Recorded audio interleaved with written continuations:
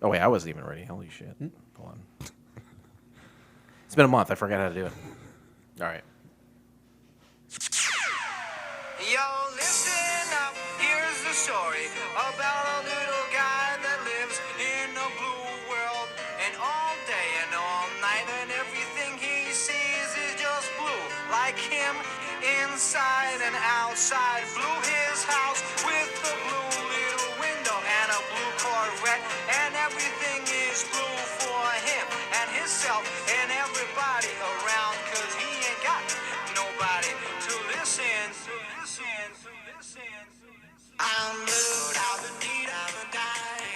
She used to be an actress. She ever do anything I would have saw? I think her biggest deal was she started a pilot. What's a pilot? Well, you know, the shows on TV. I don't watch TV. Yes, but you're aware that there's an invention called television, and on that invention, they show shows? Yeah. Well, the way they pick the shows on TV is they make one show, and that show is called a pilot. And they show that one show to the people who pick the shows, and on the strength of that one show, they decide if they want to make more shows. Some get accepted and become TV programs, and some don't and become nothing. She started one of the ones that became nothing.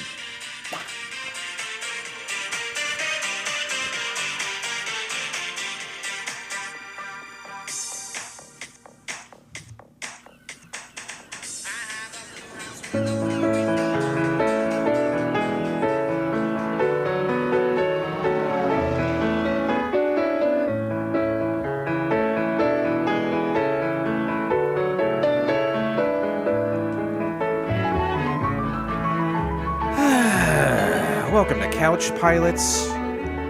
All of you are my friends.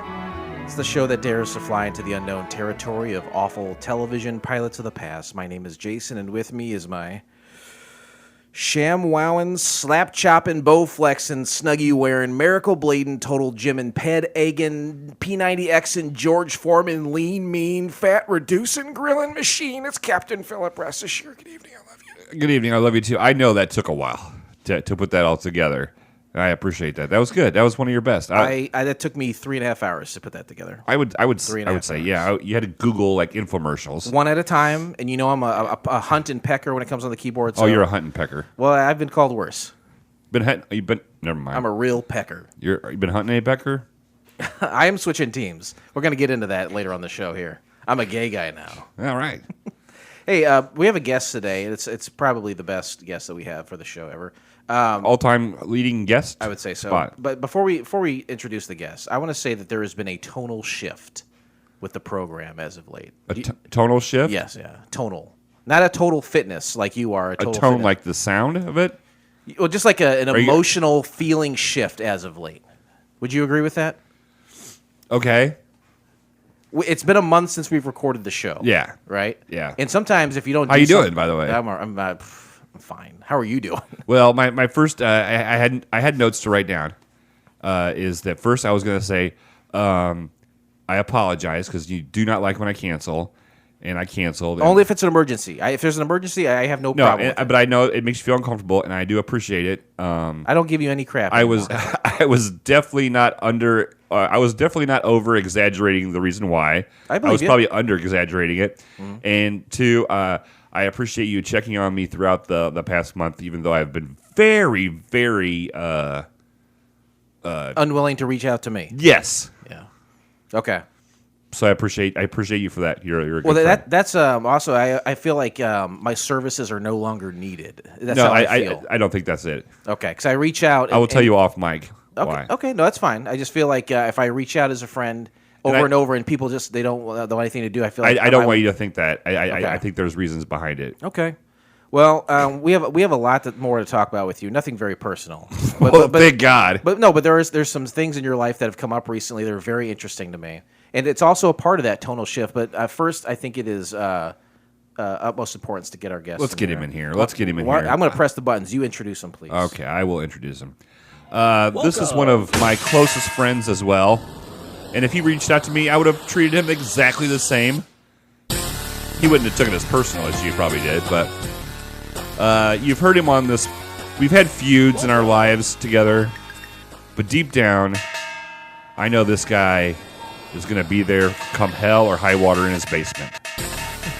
welcome to the show, our good friend, longtime listener. Longtime guest. Welcome. It's been 3 downloads. He's probably, in all of our downloads, you've probably been 3 of them, right? 3? Are we down to 3 downloads? No, I'm just saying, like, he's probably downloaded this show 3 times. Welcome to the show, Matt. Matt, welcome to the show. Blake, what an introduction. I just said welcome to the show, Matt. Welcome to the show. I'm still here. I haven't done this in a while. Yeah. No, thank you, everyone. Always great to be here. Thank you for the warm introduction. A lot of applause. Ton of fun. A lot of bells. Jay is leaning into that. He hasn't been able to play with that. I should have let you take that home. Yeah, he's getting it out of his system. I should have let you now. take that home. Yeah. I do like to play with it. Yeah. They say if you play with it too much, you're going to go blind. Huh? Are we talking about the same thing? I'm afraid so. Welcome back to the show, Matt. Thank you for having me. Always fun. Matt is one of the few guys that comes on the show who's like, "Hey, can I get on the show soon?" He's the only one who asks. Everyone I feel like else is like we're like they're doing us a favor. Sure. But not with Matt. No, that's good. We tried to get you on recently. You're both at my birthday extravaganza at the end of October. Right. And Blake, you got to talking to one of my friends, Javen. Yeah. I've known him since before I could drive. Sure. And Javen, he said he made it sound like he was interested in being on the show. Because I was upselling it. I mean, I was upselling. I was like, "You'll get a large fry," you know. a large fry. That's a large the upsell. fry. Okay. Yeah. I was hyping the show because, you know, I do care about the show, and I do, you know, I am happy about it, and so I was promoting it to this guy, and I was really upping it, you know. Well, I've known him forever, and he's never been on. He's one of my few close friends that's never been on, and I've thrown it out there, and he's just never grabbed He just it. doesn't owe you anything. I think Yeah, that's he's the true. only friend that doesn't owe you something. Yeah. I said, why don't you come on sometime? And he's like, I'll think about it, and I don't bother him. And then he came back to me later and said, I think I feel better if I came on with Matt. Okay. And so I tried to make that work a few times, and it's just not working out. It was, well, and I'm even too. I remember around the holidays, I had to text Jay once and be like, "Look, I got my schedule crossed," and we had something for my son with his school. Anyway, that's always a tough time. Well, no, my gosh, but thank you for not only having me on, but working with my schedule too to make it. We'd work love to out. have you on. Yeah, a ton of fun. There's a lot to talk about with both of you. Okay. In recent weeks, there's been like nothing going on with me. So Really? I Are you sure, or that? Are you, I think you're just saying that because you're trying to. I think there's a lot of stuff going I on. sit at home and I ruminate a lot. I do a lot of ruminating. Just text your friends and say, "Hey, are you doing all right?" And they say, "Yep." Yeah. And then I leave them alone. And then you go, "Fuck you." I would never say that out loud. But I do. I have a pad of paper, a pen. I write down. Sorry, Matt. I said that word. Sorry. I'll live. I'm kind of It's all good. I'm off my game. He's gonna make it. I'm gonna make it. Yeah. I would like a free pass today, if you don't mind. All yours. Okay, to use a free pass all today. yours. Maybe you can help me out with this, man. I want to ask Blake about something that he's. We know that Blake is a man of addictions, right? He loves booze more than anything. He loves booze. He at one point it was a very sliver time wise in his life. He loved podcasting. He doesn't love it anymore. And then he loved camping. You know that. And then he loved bowling. He still likes bowling, I think, a little bit. And then the moose. He used to love the moose. Doesn't love the moose anymore. Oh, the moose. The moose is out. We moved on. He's moosed on. I'm minimoose right now. Minimal moose. Yeah, You're minimal moose. Well, and honestly, probably appropriate moose because that is a beer haven and a den of what is it? Iniquities? Is that how you say? Those are big words. A den is a one-syllable word. Tired I would say that his current addiction. This is what I want to ask you about. I wouldn't say it's an addiction yet. Well, let's give it 3 weeks. And he's touching it right now. My God, it is slot cars. Slot oh, cars. Shoot. The hobby of the middle-aged man.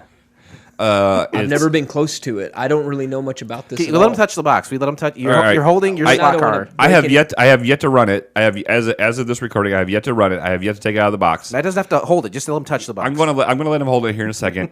This is a 1/32 scale model, Right. Or slot car, Right. All right. This would be an '82 Ford Capri that was running. It was on the racing circuit in Germany. I found out after I purchased it that this actual car, you know, the Right, the car itself. Ties to Yep. the Nazis. it had a woman driver. Did not know that. Even worse. So you touch it, you can pass around, you can look at it. It's in a don't want that. it's in a clear box. I don't want to touch it. It's a digital. What does that mean? Well, I see the QR code on it. So what makes it digital? Well, it's digital. It has lights. They're going to tell me it's an NFT, and we're going to tee off into a crypto conversation. no. But no, not that. No, it can run on digital tracks or analog tracks. Okay. Like this car right here, like it's a digital car. So like as I'm running around the track, It's a hybrid. If I run it for too long, the lights will flash, telling me that I need to stop, make a pit stop to get gas. If I don't, it will stop moving. Like you're an opener in a comedy club going a little too long, they'll flash the lights at you? Okay. Go ahead and pass it over. Look at the detail on it. Look at the detail. Reluctantly, he's going to take really it. Want to touch this thing. I don't want to catch whatever this is. It's weird. All right, here's the thing. As far as slot cars go, it's pretty cool looking, I guess. That's a pretty cool looking car. So you remember slot cars that were the real little ones? I had them, yeah. And they had the little metal plates on the bottom of them. You know what I mean? Sure. And they had the foam tires, the That's rubber what tires. I was going to ask you. What I was trying to remember is where does the slot part of the slot car come from? The slot is that's how it stays on the track. Stays on the track. There's like the slot cars that we used to play. They had a little slot in the middle, and they had a little pin. It's a little metal piece. Yeah. Right. Okay. So this one is like the slot is probably like a quarter of an inch, and that it's the same concept. Yeah. It's more advanced. It's a lot more advanced. Yeah. Yeah. Well, I'm sure the hobby has evolved over time too. Just quite a bit. Yeah. It's a lot more expensive Now, too. we're not just sitting around talking about Blake buying a brand new toy for himself as an adult. You go to middle-aged guys' basements.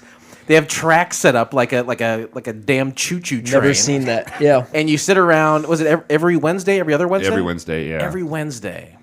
Every I Wednesday can't night. say it's worse than podcasting, but it's a different hobby. To be honest with you, it's the same thing as podcasting, except there is no end result for slot cars. You would think, there's a couple of guys that I know that have invested a lot of money. Right. I'm talking, $2,000 on their tracks and all the stuff around it, making it look real. And you're like, oh, so you guys, it's all this digital scoring. They have computers that can, time everything. Monitor all of it, yeah. And 90% of the time, there is not an actual race among four guys that actually, like, here's how many laps we're doing. Here's who, wins. You just sit around pressing a button and enjoying each other's company. They run them around the track. They take them off. They tinker with them. It's a scheduled hang. It's just like podcasting, except for the fact that, like, at the end of our hang, we will have something that will go out to the world. There is absolutely nothing. Where do these guys come from? These are guys you met from the Moose and bowling? The Moose guys, yes, the Moose guys that I met, yeah. And how are they dealing with the lack of Blake at the Moose? None of them go to the Moose as regular as I did, so it was pretty irrelevant. I don't think anyone went to the Moose as regular as you did, right? That's true. But yeah, so I went. I was invited to come. I had wanted to see how it was done for a long time. I heard about it. The lady that I work with, her husband is really into it. You had mentioned that recently about D&D that Matt and I do. You said you might be entering a stage in your life where, like, I just want to experience new things, even if I'm a fly on the wall. Right. Yeah, and that was the whole point of going and doing this. I'm not a gearhead. I've never been into cars. I've never changed my own oil. If it makes a sound, I'm like, that's what it makes. I don't know anything different between a Ford and a Chevy, blah, blah, blah. And I went a couple times, and they're like, you're going to get a car. You're going to get a car. You're going I'm like, nope. The first time I went, I didn't even want to drive one of their cars because I'm like, I don't want to wreck it and break it. Right. They look expensive. Well, and where's there? Where do you buy it at? Is this a hobby shop? Is this online? Online. Yeah. Okay. Yeah. Let me ask you this: when you go to race your car, it's brand new in the box right now. I imagine that's not how you're going to take it. Do people come with like foam cases that they put them in and keep them in? Kits and all that. Yeah. And also there are guys that have made like custom. Like everybody has a toolbox full of parts and everything, but people make like custom boxes to house all their cars that they have. Yeah, like almost like a tackle box with everything else. And that guy right there, that's one person who brought 20 cars. Yeah. Let's take a look at that picture he's got there. So I'm just buying one car. I'm just playing around with it.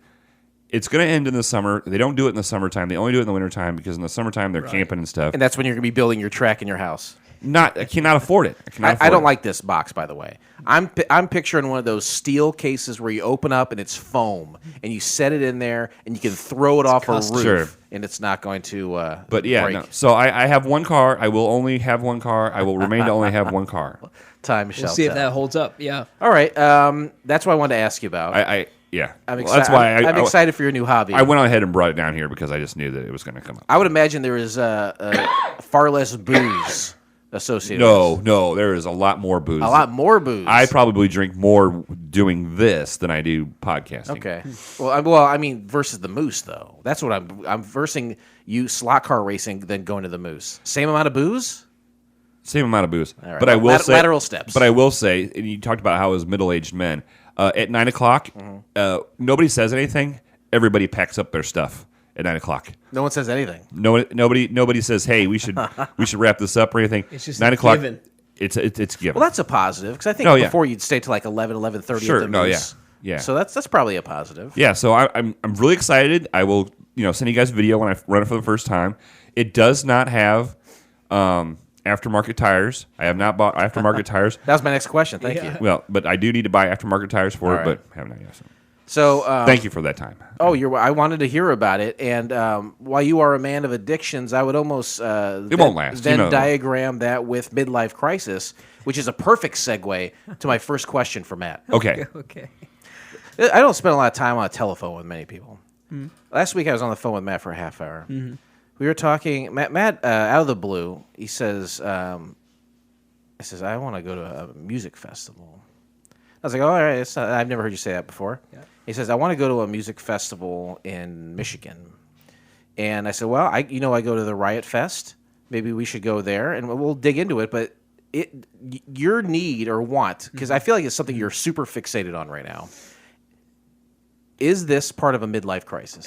And if it is, he wants the mic up a little bit. My fault. Yeah, I gotcha. This is the most mild case of midlife crisis I've ever heard.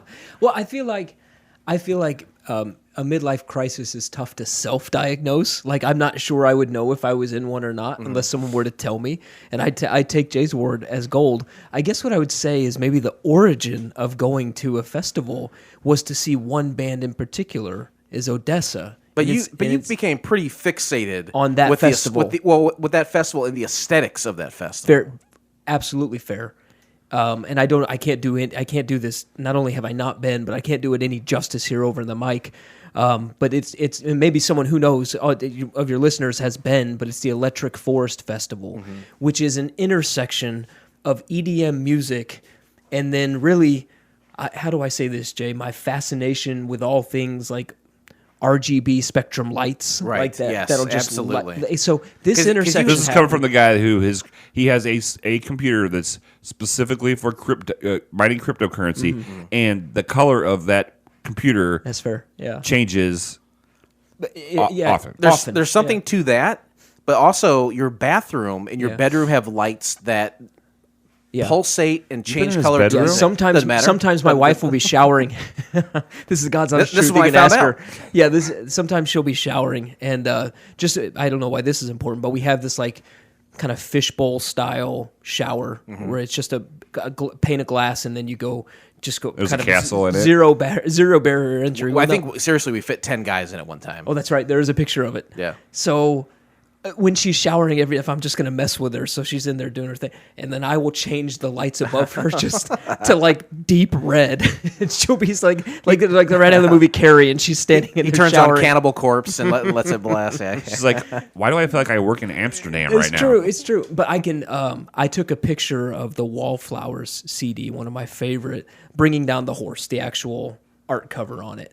And I took a That picture. was their big album. Yeah. 96, 97. Yeah, and I took a picture of that, and then I had kind of an AI piece of the Philips Hue algorithm make a set of lights that my bathroom will turn on that uses the color scheme from Wallflowers, and so every now and then I'll go in there, I'm ready to shower, I'll grab my phone, I'll turn it on to we'll call it the Wallflowers light setting, and away we go. And I don't know. That's how I turn down. Yeah. So it's with all the rigorous working out that you do, you like that electronic EDM music. That's how it started. So ODESA is a band in that realm. Right. You cross-reference that with your love of pulsating lights and AI. And then you're right. I get fixated on This that. music festival is right up your alley. And I will say this. You go to like Riot Fest that I go to, or like summer camp right up the road here in Chillicothe, Illinois, people are going to be passing around a lot of cannabis. There'll be a lot of weed there. Not at the fest he's going to. His fest is going to be ecstasy, LSD, it's Molly. It's going to be pills and LSD, powders. all Yeah. of it. Yeah. Those fuckers party weird and hard. Those are Sure. the people who are up 4 days straight. Right. And Matt's going to walk into this never seeing an illegal drug in his life in person, and but he's not there for that. No. Right. You know? I'm there for Odessa. And the other thing is that and Jay's exactly right. I would be so far over my skis if I were to show up to this kind of thing. To say nothing of the fact that it's roughly $700 to get a 4-day pass, and I literally want to see a band that plays on night number 1. That's a bummer. Unless you camp there. If you do camp, then they might make you pay for all the nights up front. But if they get everyone out of the park each day, you might be able to get that 1-day pass. And I will say, I mentioned this to Dustin, and Dustin had a knowledge of Oh, that Odessa doesn't playing. that and he doesn't said that surprise they're me. playing in Milwaukee, which is a lot closer. Now that didn't cross my path. Well, but he might be wrong too. Okay. Well, I'm him just and saying- him and I need to chat then because You should Milwaukee chat 'em would up. So I want to say that there were and I got this from their site. They were going to play in 6 different locations.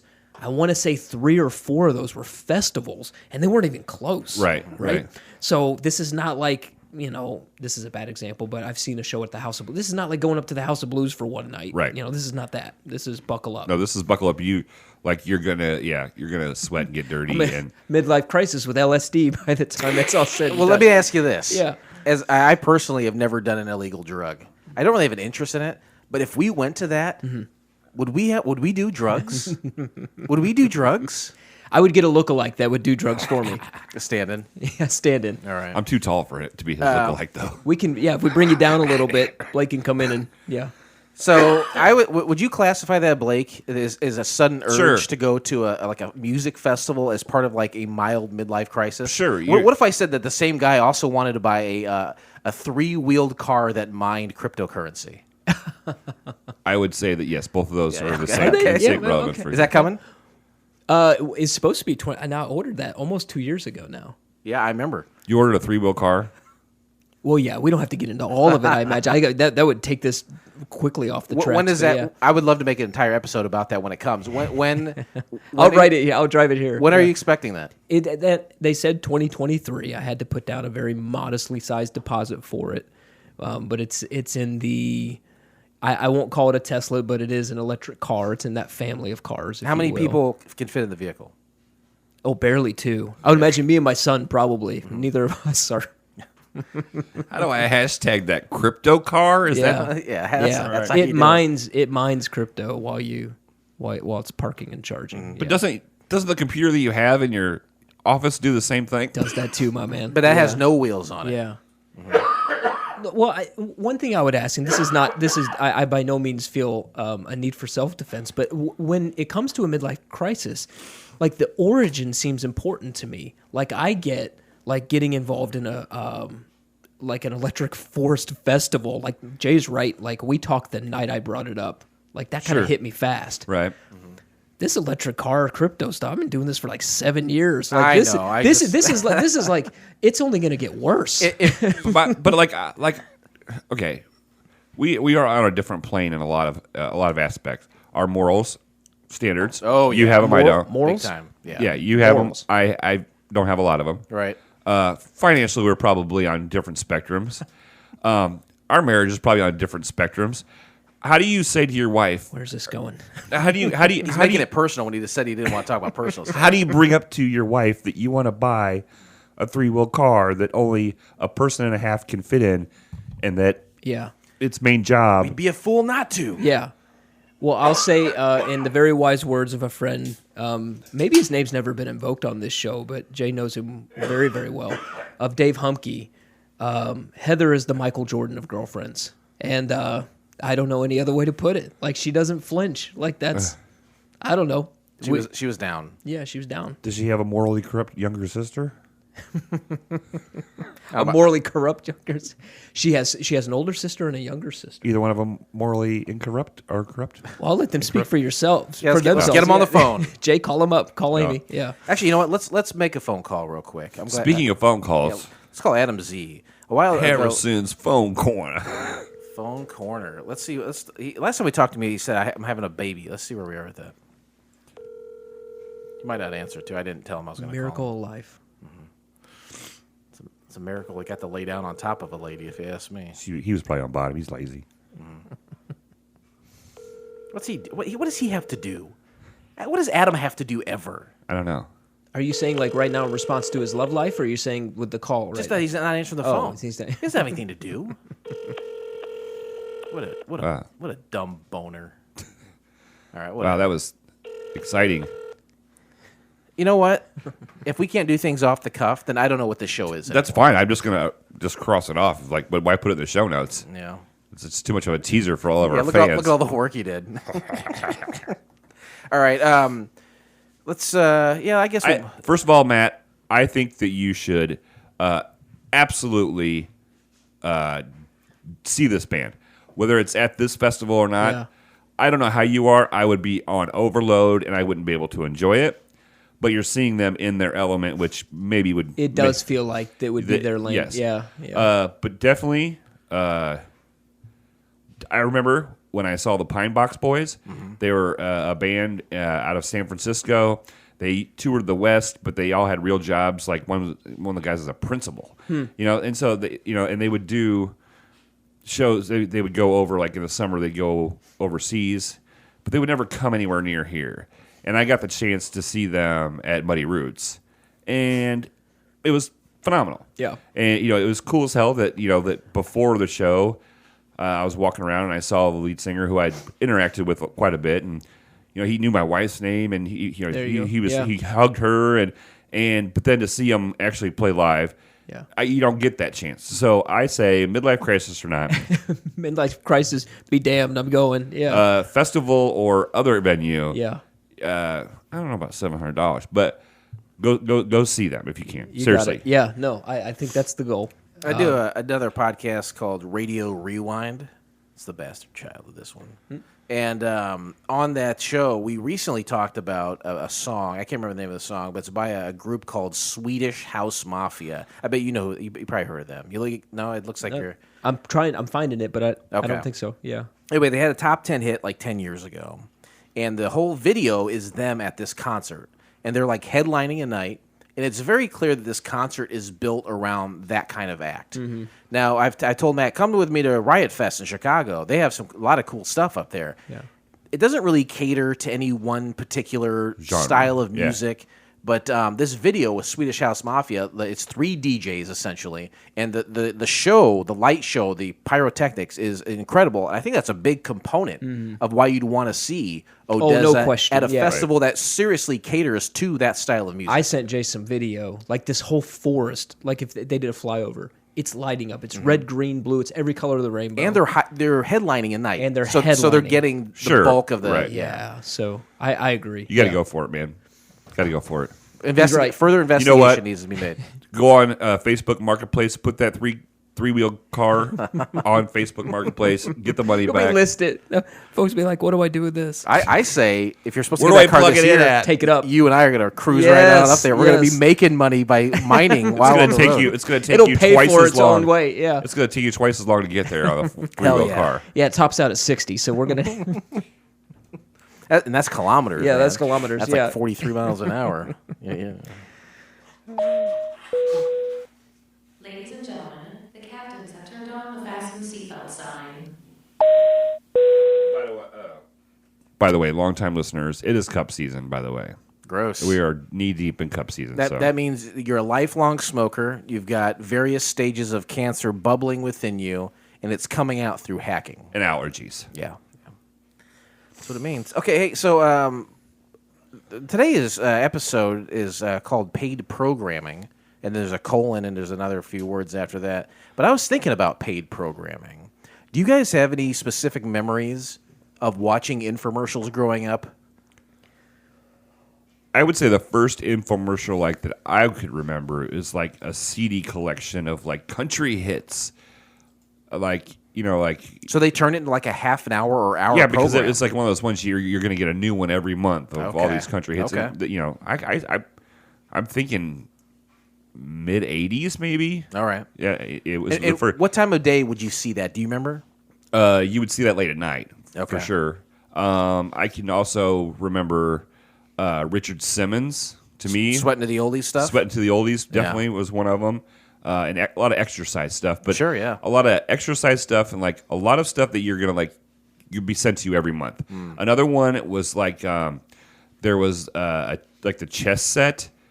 It was a chess set, but it was like the Confederates, like generals and stuff. like soldiers versus Oh, really? Yeah, and like you couldn't just buy that like the whole set. Like you got a certain amount of them every month. Yeah. So Yeah. How about you, Matt? Yeah. You grew up remembering infomercials, paid So programming? I have memories of them, but I couldn't tell you. There's one gentleman I remember. I don't know if he was disgraced or not, or if he had some kind of. Speaking of addiction, I don't know if he did or not. But I remember something coming out about him. But he was the face of this like infomercial program. I remember him having dark hair, goatee. Maybe sounds like I'm. It wasn't Billy Mays with OxyClean, was it? There it is. ShamWow. It was Really? Billy Yeah. Mays. Yeah. Yeah, ShamWow? He's different guy. Oh. Have I disgraced his name? I hope I didn't. No, he super died. I think. I think he had okay. I think his brain exploded, like an aneurysm or something. He was pretty intense. Yeah. he looked. I feel like if you were an infomercial guy, if you're one of those hosts, He would be. you got to be yeah. intense. You gotta be You got to coked. bring no the energy. question. you're getting coked up, right? Yeah. You got to bring that fire. Is that the only one you remember? Well, no, the other one I remember, and I don't even know if this qualifies, but I used to play You Don't Know Jack. Great game. Yeah, it is a fun game. And in between it, like they would make these like spoof infomercials for like Ron Pompil's something or another. So Okay. that was when you said that. That's also what I remembered. But and which I think they were just poking fun at the industry as a whole, which probably is pretty low hanging fruit, I would imagine. So yeah, I agree. That is low hanging fruit, but it's also universal. We all experienced it. So yeah. And it's really funny because nowhere in my notes that I have You Don't Know Jack, but here's a story that will tie directly to you about this. You're probably not aware of it. So growing up, our friend Jeff, who's been on the show, I think only once he's been on the program, but when he lived at home, his mom loved computer games. She always played like The Sims. Sims, that's the one I remembered. Yeah. He also had You Don't Know Jack. There was a version of You Don't Know Jack that came out with a CD that included only those commercials. And I remember riding around with Jeff, probably 18, 19, 20 years old, listening to that comedy CD. And it grouped together all those commercials I think you're talking about. Yeah. And I thought it was really funny. Yeah.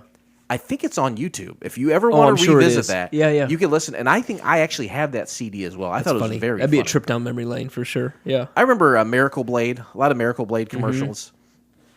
The best knives with plastic handles you could ever buy. Right. you know? About a Foreman grill. Did it start on? Oh, yeah. Yeah, it would that have. was a Yeah. commercial. Yeah. You mentioned Ron Popeil. Yeah. The Pocket Fisherman was very popular. I knew him more from his like Showtime rotisserie. You remember that? Is basically here's this little oven, and there's a little spit in the middle. You skewer something, and you set it, and my God, you forget it, and you just let it roast for a couple hours. And there's the drippings tray. You remember the drippings tray? Yeah. Another one I remember growing up too was like I think Panasonic had a video game console called 3DO, and I begged my mom. I said, please. There was a gecko part of 3DO. It was think like you're the right. face of it. I remember that going Gex to the Gecko. Myers in Indianapolis, and I would walk by. That was when you could still play like with the console. Yeah. And I would play that gecko for a while. It was a failed console that they had an infomercial for. And I just things like that, you get sucked in. It's like Saturday afternoon with weird programming or late night, like you mentioned. That's when those infomercials would hit. But they did. They played a part in our childhood. Oh, for sure. Now it's everything's streaming. You get what you want when you want. Infomercials are kind of a thing of the past. It's the opposite now. They want you give you as much information as fast as possible. Yeah, they flood you with it. Yeah. Yeah. We lived in the golden age of infomercials. But that's all right, because today we discussed the pilot episode of paid programming, Icelandic Ultra Blue, from the year of our Lord 2000 Ad 9. Now, that was a great year. 2009. What a year. Good Lord. How old was I? I was 34? Yeah. You were 40. No, you were... Yeah. Hold on a minute. I've always been 6 years older than you. You were 28. I just celebrated my 53rd birthday. You were 28. You look great, Jay. I do look. Thank you. I need that, and I know it. Yeah, I was 28, so that means Matt was 27. Young man was 27. He's a young man. Yeah. That's right. All right. Let's go back to 2009. In our minds. And to do that, we'll talk about some things that happened that year so we get in the proper mind frame of when paid programming was released, because to do it any other way, oh my God, it would be barbaric. Wouldn't it? Be real bad. It'd be real bad. All right. Hey, I'm going to talk about a few movies that came out that year. Was it February, I guess, of 2009. First one, February 6th, Coraline. Never saw it. Are you familiar with it? Horror movie? It's one of those movies that are for kids. It's like the next generation. Like, remember, when you saw a movie that was PG when you were a kid and it spooked you and it scarred you forever? You know those kind of movies? Yeah. Like the Ozzy Osbourne concert on Showtime. I don't think that was for kids, but that's a fair example. Oh, my bad. No, like, when you're watching Pee-wee's Big Adventure and then Large Marge turns into like a stop-motion animation clay horror face and it scares you to the bone. Right. Do you remember that one or not? Not that one specifically, but I know what you're after. What's an example? Do you have an example? Well, I've drifted off. My thoughts drifted off into just something that straight up scared me when I was young, but it wasn't in that vein. It was just that last scene of one of the Supermen. With Superman movies, Those are PG? Yeah, and it's when it's a gal that gets sucked into this like machine and gets wrapped up in metal, and she comes out with her eyes glowing, and she starts like. Oh, that's in Superman with Christopher Reeves? Yes, I don't remember that. And it scarred me. Like, to this day, I look. Wow. I'm exaggerating a little bit, but yeah, no, it messed me up. I'm scared of Do you have an example of that, Blake? No, not really. No? Coraline is that. It's a stop-motion animation, oddly enough, as well. But I think it was either by Tim Burton or Tim Burton-esque, and it was like about a girl who went into like a parallel universe, and she thought it was better to be away from her family, but there was something weird was going on over there. It's for kids, but it's kind of freaking creepy. Mm-hmm. I don't know, like Little Monsters. Do you remember Little Monsters with Fred Savage? Yes. Yeah, it was Fred How's Savage. that pull, buddy? Not pretty Couldn't good. have done that, yeah. That's a 10 out of 10 for you. touch that, yeah. Howie Mandel played the monster. That was a freaky movie. Did you ever see I that? remember that. Mm-mm. Don't let your boy watch it. No, It's PG. It's meant for kids. But Yeah. there's weird stuff that happens in Yeah. it. Anyway. February 13th, Friday the 13th, the reboot is released, and it does very well. It makes $65 million. Were you guys... I know you're not a horror movie guy. It's never that I was all that into them, but I feel like I could have watched them probably a decade ago, 10, 12 years ago. But I've gotten super soft when it comes to that. I don't know if it was kids. I don't know if it was what, but I've gotten super soft when it comes to horror movies. Well, we recently saw a horror movie together, probably about a month and a half ago. And it was like probably the first horror movie, like slasher movie that I had seen in a long time. And I believe out of the 4 grown-up adults that were watching it, You were the most scared. I was the only one that went, "Oh, Yeah. Jesus!" Yeah. You're talking about when we went over to Brian Watched Wolford's VFW. house. We watched VFW. That's right. And you know what? To be honest with you, it was good. It was fun, right? It was. Yeah. That's a movie that's supposed to be fun. There's a wide array of horror films. Sure. Things that are real serious. I saw a couple trailers to a couple other ones you guys were talking about, like the Winnie the Pooh one. And I'm like, I'm not watching that. Winnie the Pooh has recently become public domain. Okay. So now people can really have their way with it. I'm sure they can. And there's a horror film coming. Yeah. It was only a matter of time. Yeah, I've always like grew up watching the Friday the 13th movies, but I was always on USA Network. You remember USA Network? By name, yeah. I don't remember what I would have watched on it, though. On the actual day of Friday the 13th, they'd play as many of them as possible, but it was like a PG version of it. So I felt like I never really watched it. I even think I did a bit about it on the old IBWIP. I don't know if you remember that. But it was my thing where I used to review movies. Okay, yeah. Anyway, I actually enjoyed the reboot. I thought it was a good reboot. Michael Bay produced it. Yeah. I don't remember too much of those. Finally, February 27th, Street Fighter, The Legend of Chun-Li came out. And this struck home because Matt and I were recently playing Street Fighter. That's right. And I think we both had secret erections. Is there a new movie? There's a new movie coming out. All of mine are secret. Yeah. Right? Is there a new game? There's a new game coming Doesn't out. tell anyone. There's a new. I think 5. Yeah. Yeah, 5's coming out. There was a SNL bit not too long ago about it. Oh, yeah, you're right, with Bone Yang and whoever the host He's was. killing it. He's on a lot now. He's okay. I like him all right. but they maybe overutilizing him maybe a little bit too much. Okay.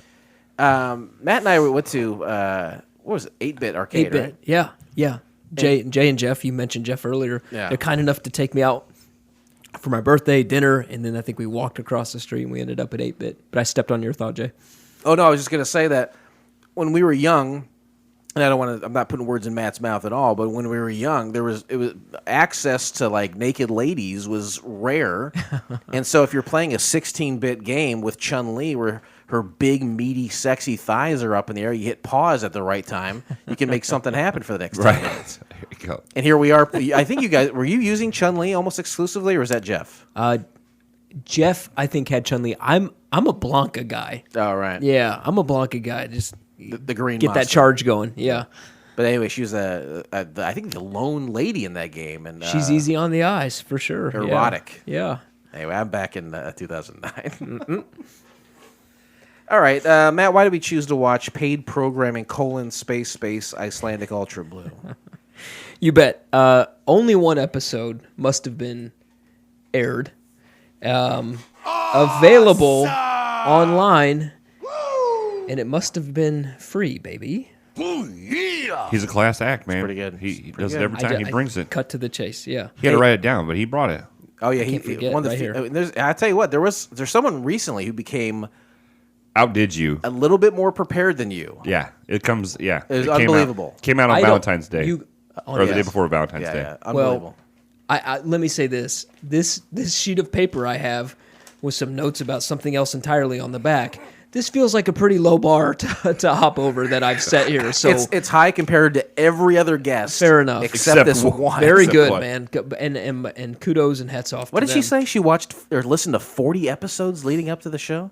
That's like Yeah. almost a year's worth of show. Good on her. She's a crazy lady. Good on her. Hey, you can find the entire episode of Paid Programming Icelandic Ultra Blue by subscribing to Couch Pilots and SoundCloud, Spotify, Apple Podcasts, or your favorite podcast app of choice, and then simply click on one of our classically blue links in our show notes. Or, Matthew, You'll know what to do, Tubes. I didn't set them up properly for that. I still went with it. It's good. Flight attendants, prepare for takeoff, please. Strapped in all right, Matt? You need anything? I feel a little like has the cabin been serviced recently? Oh, yeah. Yeah. Okay. We did it in January. The pressure's bad, though. It's real bad. The pressure I feel a lack of pressure. the pressure in my head right now is super bad. Okay. Yeah. It's cup season. It's cup season. What's that called, Matt? When Could people back in the day, they're like, we're crazy, so we don't know about medicine at all. And they drilled holes in people's head to relieve Oh, pressure. What's that? gosh. There's a name for that. I got a DeWalt in the car. I can take care of this for you in a few minutes if you want, Blake. I'm kind of bothered by this. We But should call my wife. She'd know. Can my car is too far away? Can you kind of push that over here? No, I'm not going to do it. All right. Okay. I'm not going to do it for you. All right. Jay will not enable this. Yeah. All right. I just don't There want you go, nothing. you I don't want anything to psychopath. happen. Yeah, what's going to happen, you think? If that was sitting right, if your car was sitting 1 foot closer to me like it was, it's in more danger right there. It's closer to the edge of the table. Well, and I can see it though. I can see the whole car. All I could see was the front end of it. It's a good looking car. I want to do a reality show where it's just you and Matt in the room. In a room. Matt, before we Matt started will- saying, Matt- I have OCD. Matt and will be like, it's been an hour and a half. I cannot do I'm out. this. you guys, Oh, it's like a who I'll can get- last the longest is what you're saying? I would win. You would not be able to. hello, this is Jason. Oh, you called me? Yeah, I don't call you ever unless I'm podcasting, so that's what I'm doing right now. This is a Couch Pilots program. Oh, I figured that was the case. I don't. Hi, Blake. Hello. What are you doing that you can't answer the phone? What do you have to do? I started a new job today. Oh, did you? Congratulations. Am I not So right? it's just photography recruiting, but it's 11 to 7, so I was literally my last 20 minutes, and I can't fuck off on the first day of work. Just a heads up, we stopped swearing on the show so we can be PG now. Oh, that's disappointing. When did that happen? Hey, we didn't do that. Hey, congratulations on the new job. Congrats, buddy. Thank you. We wanted to ask how the baby was doing. Is it a boy or a girl? It's gonna be a boy, And what's the name going to be? Benjamin Grant, or Benji for short. I don't say this often to you, Adam, but you're my kind of guy. You tell us what the gender is, you tell us what the name is. You don't keep it a secret. I don't like that. I don't like secrets. You're my kind of guy, ATOMZ. I appreciate that. What's the yeah, middle? I just painted his accent wall yesterday. It's gonna be blue. So I got a bunch of furniture I got to build. You got an accent wall? I did that for my daughter too. I was ready to make fun of him, but then I was thought, gonna say, what is he, gay already? Well, Who, Adam? No. Already. Fuck you. Well, hey, it's a PG show. Yeah, not with me on it. No, we have in his room. We have vaulted ceilings that go up like really high, and we're just lazy and don't want to paint the vaulted ceilings, so we only did one accent wall, which was pretty straight. Okay. Flat. No, that's cool. Accent walls are good. Yeah, and it's blue right up. It's the accent wall with the windows. So you can look out and always see blue skies. I guess that's kind of dorky, but you know. No, that's cool. That's a complete coincidence because today's program is called Icelandic Ultra Blue, and you just said the word blue like 6 times. Oh, look at that! And my new slot car is blue stripes. Mm-hmm. Oh yeah. Blake has set aside going to the Moose, and he substituted it for slot car racing. I am slightly behind on my couch pilot, so I don't know Blake's lore right now. Right. But slot car racing keeps them less drunk, then awesome. By the way, I need to talk to you later on about visiting you the first week of June for a few hours. Maybe, question mark, I don't know. No, the baby will be a month old. It'll be fine. Yeah, we'll see. I'm not the one that makes those rules. Your girlfriend likes me. It's fine. Yeah, I'm sure that'll be fine, because none of you have come up to the house yet. We have never been invited. We're always invited. I don't go anywhere I'm not invied. You're always invited, okay? That's not going to do anything. Extended invite. By the time this comes out, we'll have already been to that wrestling thing. You're still going to that this weekend, right? Provided there's no like shit fucking weather, yeah, I'll be there.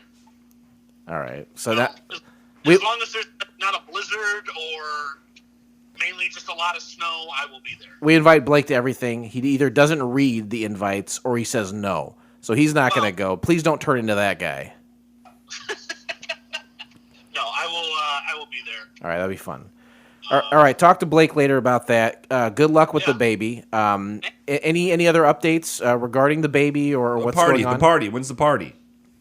The party is happening. It is April 1st, and we are at max capacity. What does that mean? That we can't come? Not to the baby shower, unfortunately. Oh. However, I think we crash it. I say we fucking go anyway. Yeah, you guys come up for sure. She'll love that. No, because we have to pay for the food bill, and we're already at like 60 people. We're not gonna eat anything. Yeah, we're just going to drink booze. Well, the booze is also paid for by you, not by us. We'll pay. We'll pay for the booze. It's fine. We're invited. The space we got is this really great restaurant, but it's very small. You just told us we're not coming. Why do you think we want to fucking hear about how good it's going to be? I'm trying to explain why. I don't want to hear it. Look, hey, good luck with your baby and your party. I'll see you this weekend with the wrestling. Stop it. All right, we're going to let you go. Oh, fine. I miss you guys. I don't talk to you enough. What the hell? Can I stay longer? You could have talked to us at your goddamn baby shower. Yeah. I was going to do something in like July for all the boys to come up and barbecue and hang out. Well, by then it'll be 10 by then. It'll be driving by then. 2 months old. Oh, by then they're already talking back to you. I'm excited for you, Adam. I do want to come I am up and too. celebrate with you sometime here soon. I would appreciate that because I do miss you boys. Unfortunately, Blake won't be joining us this weekend because he sucks ass. Yeah. All right, we'll see you later. Good luck. Bye, guys. Bye. I say we form a party and don't even tell him, and we just go up there and just, like, whether he's there or not, we just have a party in the front yard. I have never seen you more motivated in your life. I'm pissed now. I'm pissed now. I heard it. Summary of the pilot. Learn about a revolutionary new drug in this informative infomercial. Want a new drug? One that won't. One won't keep you up all night. Make your face break out. Yeah. One won't make me nervous. Wondering what to do. One that makes me feel like I feel when I'm with you, and I'm alone with you. Man, that was a duet. I had no idea where that was going. Yeah, it was Huey Lewis. You know that song, right? No? Huey Lewis? You don't know that song? Also with the news or of without course. the news? He's never not without the news. They just recently sold their catalog, too, by the way. I think they had to. I mean, everyone's doing it, but also Huey, I think he's got some... To Michael Jackson's he's got some estate? medical problems. I'm like, Justin Bieber, why do you... Blanket Jackson why are owns you it all now. selling it all? Yeah. All right. I don't know. Interesting facts, I guess. Oh, I don't know how we're going to get through this. Hold on. Okay. There we go. Okay, ladies and gentlemen, welcome to Interesting Facts. This is a part of the show we're chasing the scour of the internet to find facts about the show that you may not know. All we ask is that you don't taint anyone else's experience. Keep your opinions to yourself. These facts are for your pleasure and your pleasure only.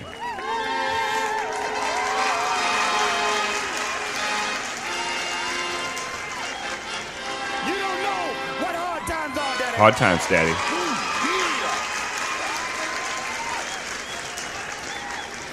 All right, that's enough. What an I had to erase. I had to cross out ATOMZ call, and then I had to put it back on here again. I've never seen you more motivated in your life. I'm mad. I'm offended. It's already. The kid's not even here yet, and his life's being controlled. It's like when you like try to get hold of a friend to see if you can offer any help, and they just tell you no over and over again. It's kind of like that, isn't it? Piece of shit. I am a piece of shit. We all know You're that, right? not. Anyway, interesting facts. Paid programming, also known as Paid Programming Icelandic Ultra Blue or Icelandic Ultra Blue, is a television pilot for Cartoon Network's late-night programming block Adult Swim that premiered unannounced in the United States on the night of November 2nd, 2009, and then was re-aired every Monday through Friday night until December 4th, 2009.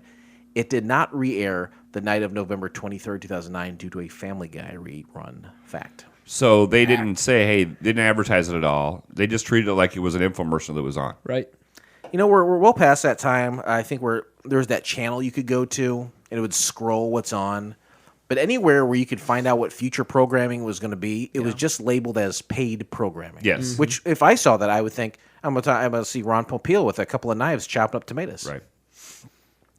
Paid programming is a parody of infomercials and was created and written by H. John Benjamin and David Cross and features amateur actors from Central Casting. Fact. For anybody that doesn't know, David Cross was like Mr. Show. What's the other guy's name? Tobias from Arrested Development. There you go. Yes, and Yeah. H. John Benjamin. Bob's Burgers, the voice of Bob. See, I didn't recognize his name. He's from Archer. He's from Wet Hot American Summer. Yes. He's from Dr. Katz. He's been in a million things. Yeah. He's great. John Benjamin has a van, by the way. That's a great show. Although the pilot, I thought you were just telling us that he had a van. I was like, what is it, a crypto van? I have a list of all those charge. worldly possessions here I can go through if you want. Van. We've got time for that. It's only 3. Yeah. Although the pilot was never picked up for a full series, it received positive reception in London when screened at a comedy event night called Popcorn Comedy Night, where Cross showed it to a group of about 600 to 700 people. To Cross's surprise, the majority of the audience laughed so hard they missed some jokes. Cross stated, quite often they didn't even get the references, but they got the context, I guess. Fact. It's a good fact. It's a deep dive. Well, we're just getting started. It's going to get real deep. The pilot episode was first announced at Dragon Con 2009 in September of 2009, where it was described as an infomercial within an infomercial. No other information was revealed at the time. Fact. The pilot does not feature any credits or production cards and ended with a cliffhanger. Fact. I'll try to tear through some of these because there's a lot. In a 2010 interview with David Cross, he mentioned that it was their intent to make paid programming as similar to a real infomercial as possible in order to trick unsuspecting viewers into thinking it's a real infomercial, and was upset that the project was announced at Dragon Con. Fact. Okay.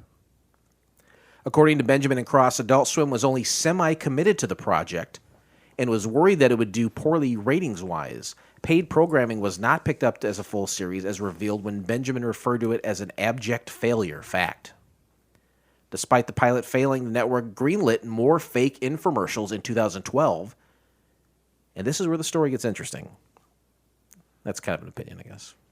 In February of 2015, David Cross participated in a Reddit AMA, which stands for Ask Me Anything. He accused Adult Swim exec Mike Lazo of ripping off the concept, specifically the time slot and lack of promotion of his 2009 pilot with John H. Benjamin. Here's what Cross had to say. Yeah, gosh, Icelandic Ultra Blue was actually called paid programming. Adult Swim completely and totally ripped off the idea. We did it for Adult Swim. John Benjamin and I did it. It's really funny. And the idea that I pitched to Lazo in his office, standing in front of him back in 2008, I want to say was to do a fake infomercial that would air at 4 in the morning. It would be called paid programming so the viewers wouldn't know that it was fake. And starts out very realistically and then subtly devolves into this crazy nonsense. But it would really fuck with people's heads. Let me make it clear. I think the people who had the concepts for Too Many Cooks did not rip us off. I think the Adult Swim was the one who ripped off the idea. They actually aired it once. It aired at the exact time I had pitched, and in that way, they didn't pick up the show, which I guess makes us a couple of years ahead of our time. So fuck Mike Lazo. He's a thief.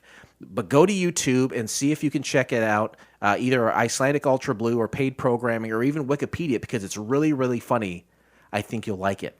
Nice. Wow. He's not getting a Christmas card from Mike after that I one. don't think so. Yeah. Lazo had some harsh but confusing words for Cross in response, calling paid programming pilot episode Icelandic Ultra Blue a dumb fuck program that is not too bad, actually, and calling Cross a delusional dick for his claims. Lazo's response is actually much longer than that. David Cross and Mike Lazo then continue to go back and forth a few times, and I actually found a 28-minute YouTube video that fleshes out the entire situation even further, which I shall not bore you with, but if you are interested, it's out there. Adult Swim continues to periodically rebroadcast the pilot episode end of Interesting Facts. Wow, that was the most What? intense. That's the most intense, interesting facts you have ever had.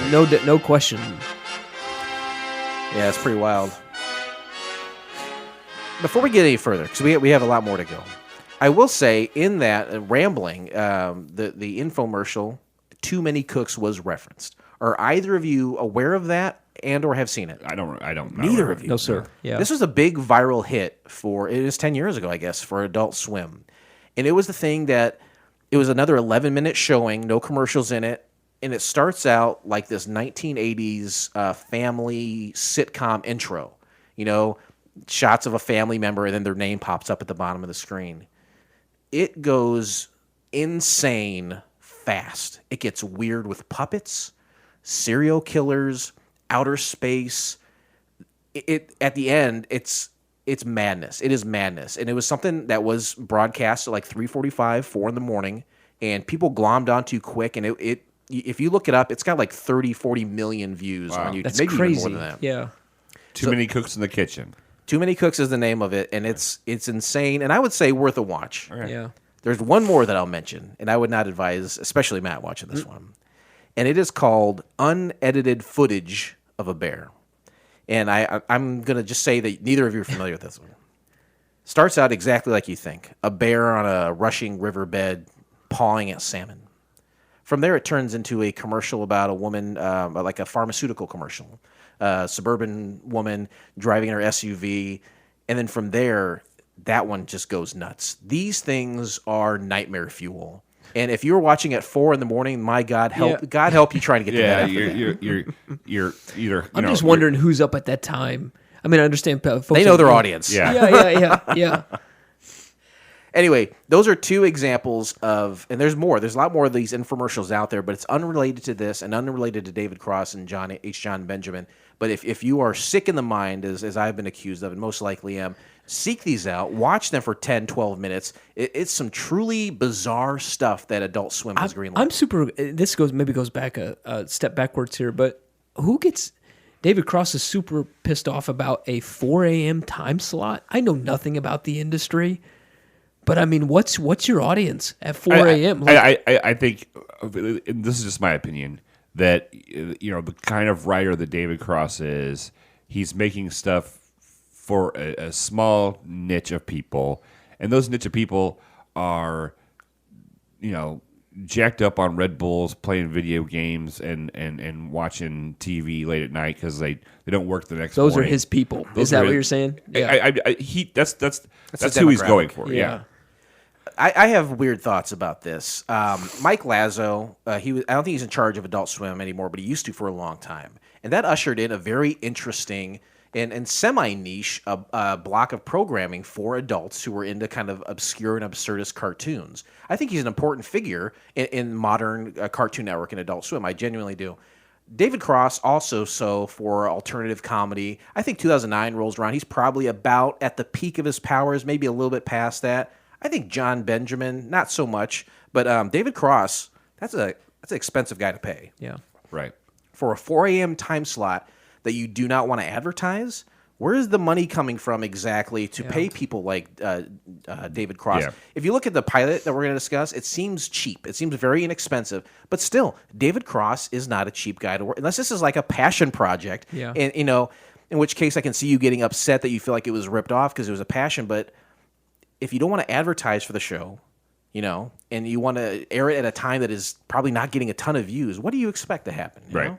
Right. Those are my thoughts on it. Yeah. Let's move on from that right over the Twitter responses. Twitter responses. I wonder if Jason got some Twitter responses. Oh, boy, did I ever. Hey, this part of the program, we reach out to the writers, creators, producers, directors, actors, anyone who participated What do you ask in him? the pilot. We say, hey, greetings from the Couch Pilots podcast. We talk about TV shows that had only one episode. Next up for us is Icelandic Ultra Blue. We're excited to watch it, and we're wondering if you had any fun or interesting info you'd like to share. Thanks. We hope to hear from you. Well, first up is Alan Enro, and he was the first submission, and we haven't talked about the pilot yet, but he was the first submission in the new theme contest for the Icelandic Blue, Ultra Blue The product. jingle. Yeah. The jingle, yes. He was the crooner theme entry, and he can be found at Alan Enro. And he says, I was just glad to be on a David Cross project, and I knew 4 other actors / comedian friends who were also in it, so I was in good company. I responded by saying, hey, it's definitely a badge of coolness. Thank you for responding, and keep on singing. Next, we got a response from Topher Cusumano, who played Lars in the pilot. And if you watch it and don't know who Lars is, I understand. He was also a singer, though. He was a guy who was on keyboards. In the corner? Oh, no. That's exactly right. Yeah. He said, when I asked him the same question I asked Alan, he said, hey, that's hilarious. Happy to tell you about my experience. Not sure how interesting it is, though. Well, I'll let everyone listening decide that, because I had about a half-hour conversation with Topher on the phone. Very interesting guy, very nice guy. And we'll talk a little bit more about that after that, but let's throw that interview right now. All right. I am very pleased to have today's guest with us. Very interesting guest, unlike, honestly, anyone we've ever had before on the show. You may know him from his work in Wet Hot American Summer, his LGBTQ projects, and today's pilot. It is my pleasure to welcome writer, director, producer, and actor, Topher Cusumano. Topher, thank you for joining me. Oh, man, it's nice to be here. How are you? I'm doing well. Rainy day here in central Illinois, but it's better than a big snowy day. Well, we're talking about some failed TV, so what could be better? Failed TV, failed weather. I agree. Dry resumes, wet ground. What part of the country are you in, if I can ask? I'm from Brooklyn, New York.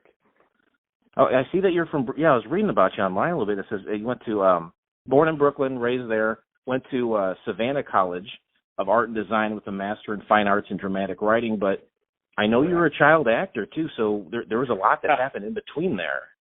I was a child actor, yeah. Yeah. Which means I'm an incredibly unstable adult. I sometimes like to call myself a recovering child actor. Okay. No, it wasn't. I'm lucky that I didn't have sort of a traumatizing upbringing, unlike a lot of other people in my situation. I started acting professionally when I was around 7 years old. I worked mostly in theater in the beginning. So I did a lot of classical theater. I did a lot of Shakespeare when I was younger.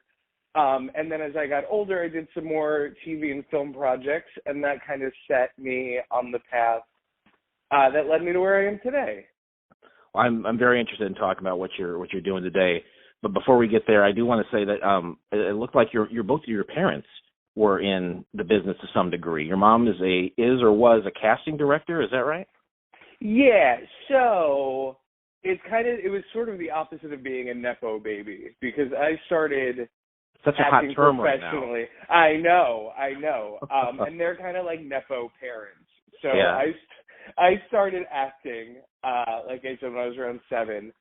And just by me kind of working full time and then meeting more people in the industry and in the community, both of them started pursuing their own passion for the arts, which is really cool. My mom is a casting director and a producer herself.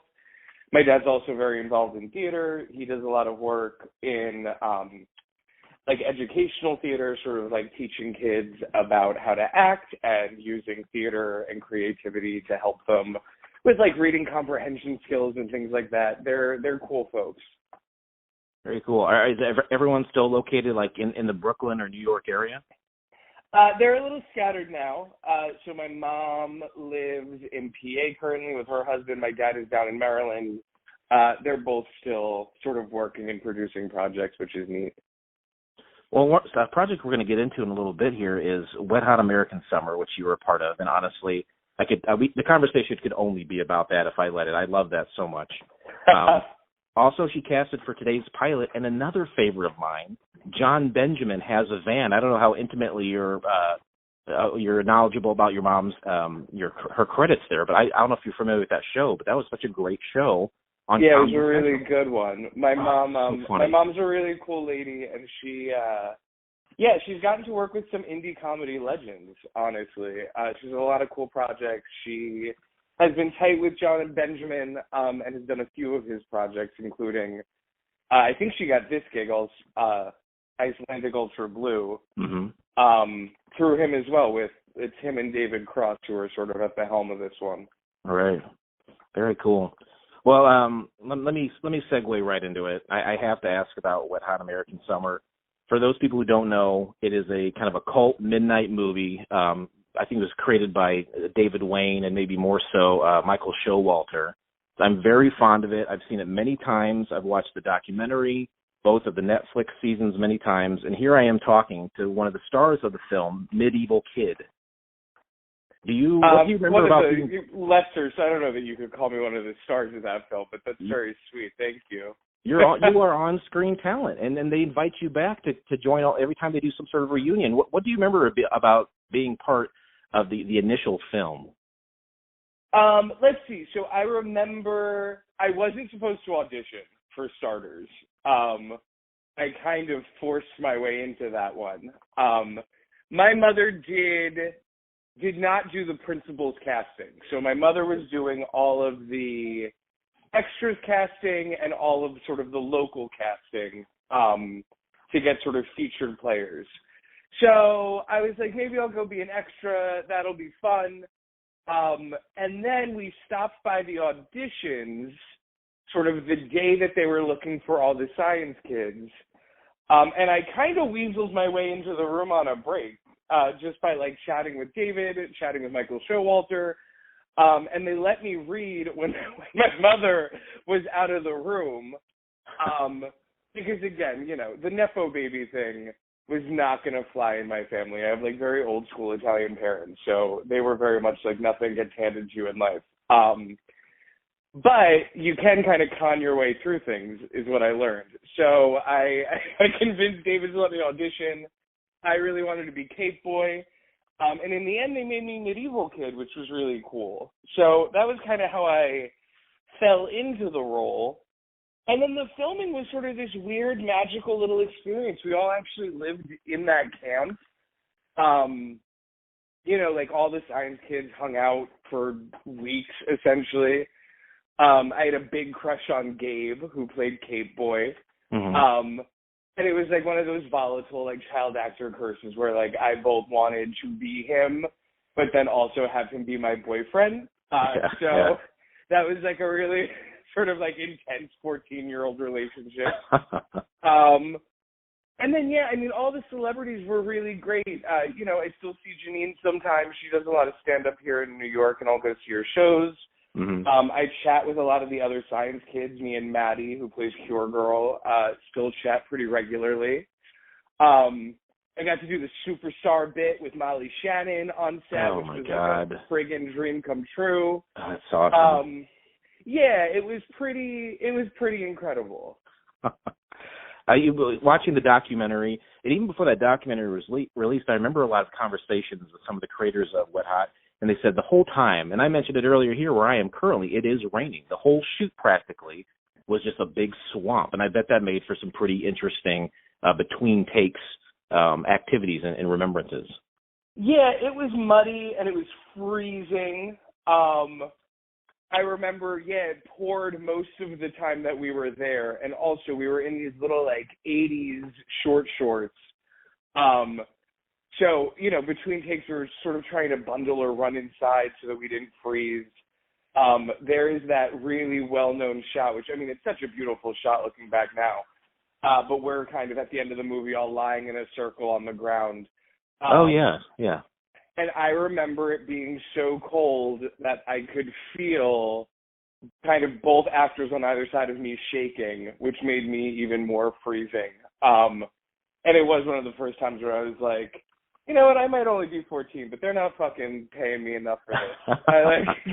Get me inside. I'm sure you thought about that then, and it kind of sucked in the moment, but I bet every time you go back and watch that, it transports you right back to the moment, and a big smile comes on your face. Yeah, it's a fun project to be a part of. A lot of people know it. I will say it's one of those things that has sort of always come up or been mentioned. When people find out, a lot of times they get really excited. It's cool to be a part of something sort of so big or sort of a cult classic like that. Very cool. Well, when those things come back up with out of nowhere, this movie made no money, but it's so beloved that Netflix did 2 seasons of it. I think in the first season, you show up for an episode or 2, kind of playing not necessarily an older version of yourself because it takes place back in time, but kind of a different, like a teenage punk almost version of yourself. Yeah, like a multiverse version of myself, I guess. Yeah, that scene was great. That was with John Hamm. And he was so cool to work with. He was really, really lovely and nice to us. And that whole day was like a big reunion. It was, David spent time with us on set and all the kids got back together again. Yeah, it really was sort of a special day. I really, really had fun doing that. And then we also did an anniversary reading, about a year ago, I think, with everyone. And that was really cool, too. Yeah, you know what? I don't think I knew about that until I started researching to have a conversation with you, that there was a live table read. And I think a lot of that stuff, obviously it aligned with an anniversary, but a lot of those things kind of happened over COVID. People were getting stir crazy, and these groups that maybe don't keep in contact or produce a lot of new content, a lot of people were coming together and doing anniversaries or reunion reads over like Zoom, and as a way to probably help keep sane to some degree. How did that come about, and what was that like doing that table read? Yeah, it was during COVID. It was really nice to kind of reconnect with people when we were all locked up. It was a lot of fun. It's always weird stepping back in time, right? Like, playing a part you played when you were 14 years old in your 30s is sort of a funny little time leap for everyone. But yeah, it was super great. We had such a nice crowd that night too. I remember it was like a lot of hardcore fans watching. And we had the whole gang together. David came, David Hyde Pierce, Janine was on the call, so it was the whole gang. That's awesome. Very cool. Well, it is a pleasure for me to be speaking to Medieval Kid. I want to make that very clear. Let me mention something else we mentioned up top is that you've done a lot of work in and had a lot of success in the LGBTQ community creating content. And I'm going to say, from what I've looked at, a lot of it seems to be kind of like in the adult realm. Is that fair to say? Yeah, okay. That's 100% true. So I am one of the co-owners of Daddy TV, and we make queer sex-positive content. So a lot of my work focuses on sex workers and OnlyFans creators and porn stars. And a lot of it's kind of unscripted in the reality space. And then we also have stuff like a game show. I have a scripted comedy courtroom show with Willem from RuPaul's Drag Race. We have a show called Hot House with Tiffany New York Pollard from Yes. Flava Flav and I Love New York. I saw a commercial for that. That looks like an insane show. I would love to see that. Hot House is pretty incredible. It's the hunt for the next queer sex symbol, and we have folks from all facets of sexy content. So we have rappers, we have strippers, we have circus performers, we have burlesque performers, and they do challenges to sort of test their creativity, sex appeal, and star power. And at the end, one person walks away with the title of the next queer sex symbol. It's a blast. And we have season 2 coming out this year of that. And then this month, actually, we're dropping a new dating show hosted, are you ready for this? Hosted by Miss Stormy Daniels. You mentioned something about that in our conversation before we recorded. And yes, I was dying to know what this, cause, I mean, who's a bigger name? I mean, obviously with all her ties, whether people believe it to be true or not with President Trump, who is bigger than Stormy Daniels in that realm? And you locked her down to be a part of Daddy TV. That's incredible. I mean, her personality is as big as her bra cups. So they're huge. They're huge. No, we're lucky to have Stormy. The show is called For the Love of Dilfs. And it is a dating show where a team of himbos and a team of daddies live in a house together and they hunt for love. And, you know, Stormy's so cool. She actually lived in the mansion with the singles. And over the course of the show, you know, on like Love Island or F-Boy Island, Too Hot to Handle, the host is kind of ephemeral to the experience, right? Like they'll come in and maybe they'll intro a challenge and then they'll come back for eliminations.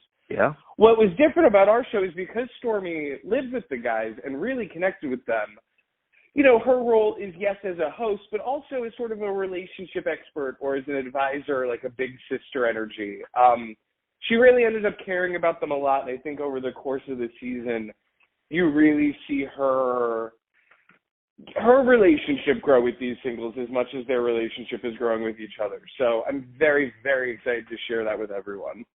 And so when does that start and where can people see that? Because that one really does pique my interest. That starts on January 31st, and you can find it on Out TV. Okay. And you can get the Out TV channel on a bunch of platforms. You can find Out TV on Roku, on Apple TV. You could find it also at outtv.com. And I think it's on Amazon Prime in the UK. But go to outtv.com. You can get all the information about where to sort of put the app on your devices. And, give it a watch. It's a wild ride. I think this is really smart. I'm not pandering to you at all.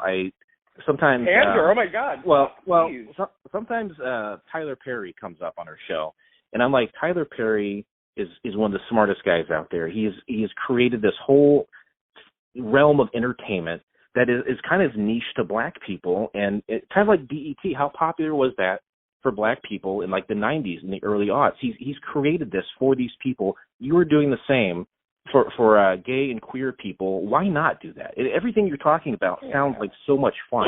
It's a smart idea, and it was a name like Stormy Daniels. You're just up in the ante, so that's incredible. Thanks. And you know, I think a lot of my early work, right, like with the guys from the state, from Wet Hot, with people like David Cross and John Benjamin, you know, even though they're, you know, straight, right, quote unquote, I think what they gave our generation was this access to weird comedy and to kind of queerness in comedy. You know, Wet Hot famously has a really hot gay sex scene, and the joke of that scene that's so strong from sort of a queer creator's point of view is that the punchline is not that they're having sex. Right, the punchline in that moment is never, ha ha, so gross, look, there's faggots. Right. The punchline is, this is suddenly the most passionate, the most loving, the most intense encounter in this entire stupid teenage universe, right? Like, right, yeah. The joke is that it becomes so much more sincere and so much more real than the rest of the film that it borders on absurdity, right? Absolutely, and that's what those guys do best. Those guys do intelligent absurdity like no other. And for people who haven't seen it, it's Michael Ian Black, which if you don't know the name, I'm sure you'd recognize the face but it also includes a very, very famous Bradley Cooper. Very true. And yeah, it's a great scene because you're right. We're seeing all this insane nonsense throughout the show, and then it becomes deadly serious and deadly passionate. And you're right. The joke is not that we're seeing gay guys have sex. It's that the tone of the film has changed so drastically for just that moment. So that's a great point. And that's kind of the power of what I always like to think of like queer content versus gay content, right? And that's not to shit on gay content, right? Like Drag Race has a place, Queer Eye for the Straight Guy has a place. Those things are really important and sort of integrated into our community. But I think what you'll find when you watch my work is that it has the sensibility of, that's sort of true absurdist comedy, right? Where anything could happen. Mm-hmm. The possibilities are endless, both sort of in our identities, but also in how we tell our stories. And to your point about Tyler Perry, I agree. I think it's important that, Black people create media using Black experiences and Black vocabulary. And, yes. And that is kind of what I'm trying to do for queer people, and especially for people in the adult industry, because I don't think that sex workers always get a fair shake in terms of how their stories are being framed up. I agree. There's been breakouts throughout the year, and you scroll through Netflix, and there's a gay and lesbian and queer section. It's growing in popularity, and more people find it to be the norm, and I think you are helping that a lot too. And I will say this, something else we talk about, we don't just talk about Tyler Perry on the show. Every once in a while we'll say, everyone's watching porn. Why isn't there a porn series or some sort of program week after week? And in another sense, you're doing that as well. It's so funny. I had no idea that existed really, and let alone be talking to someone that'd be a content creator of that kind of programming. Well, yeah, and I mean, what's interesting about that too is, I always talk about this too with sort of OnlyFans and the amateur porn boom that we've gone through the past few years. Mm-hmm. You could see whatever body part or whatever sex act you want to see with the click of the button, right? Like that maybe is no longer the commodity. But what makes so many OnlyFans creators popular and what makes independent porn so popular is that you're actually following these characters, or that a lot of it does have clear storylines or clear context for where, how, and why the sex is happening. And I think for so many people, we are narrative-based creatures, and we do ingest so many narratives in a day that, I think people do want more narrative erotica. I think people want to get to know their porn stars. People kind of want to get to know them as personalities, as people. I think it just makes the whole thing way hotter. You are absolutely right. I was just reading, I think within the past day or two, about how Saturday Night Live is such an anomaly because sketch shows are very hard to do. You're always doing different sketches, and they don't necessarily tie to one another, and you can't really say, I love this character or that character, because they're always changing, people coming in and out. The different sketches have nothing to do with each other. But that's why sitcoms and other programming have done so well over the years, because we are making connections to these characters. I think that speaks exactly to what you're saying right now. Totally. And again, I think it normalizes pleasure, right? And it normalizes exploration and sexuality, and especially if you're thinking about kinky or queer content, it kind of takes away some of the seediness or some of the mystery for a lot of people. So, you could just enjoy yourself and not have to worry about a huge guilt attack after. Right. All right. Well, very interesting. I'm going to ask you to plug some of that stuff again here in a little bit, but I do want to move along to paid programming, Icelandic Ultra Blue, the pilot episode that you were in. You played a character named Lars, and this aired in 2009. And I would say at this time on Adult Swim, it was kind of no stranger to bizarre content. But I feel like there was a turn at this point with Icelandic Ultra Blue, where Adult Swim is really moving into the truly insane and counterculture programming. Were you a fan of Adult Swim? Did you have your finger on that pulse at all? Yeah, I did. So at this point, I was sort of in my early 20s, and I was trying to do stand-up, and I was doing a lot of comedy writing. So I was kind of very interested in the scene as it was, and I do feel like sort of that Kids in the Hall, the state aesthetic of let's be weird and see what happens, right? Like, let's play with genre. Let's play with tonality, right? Maybe everything isn't a fart joke. Maybe it's actually really grounded in hyper-specific characters, which is what makes The State and Kids in the Hall so great, right? To your point about SNL, I think what sets those kinds of shows apart is, even if it's a one-off, if you feel like the characters are so deeply specific and nuanced, right? Like the bird lady from Kids in the Hall is an example.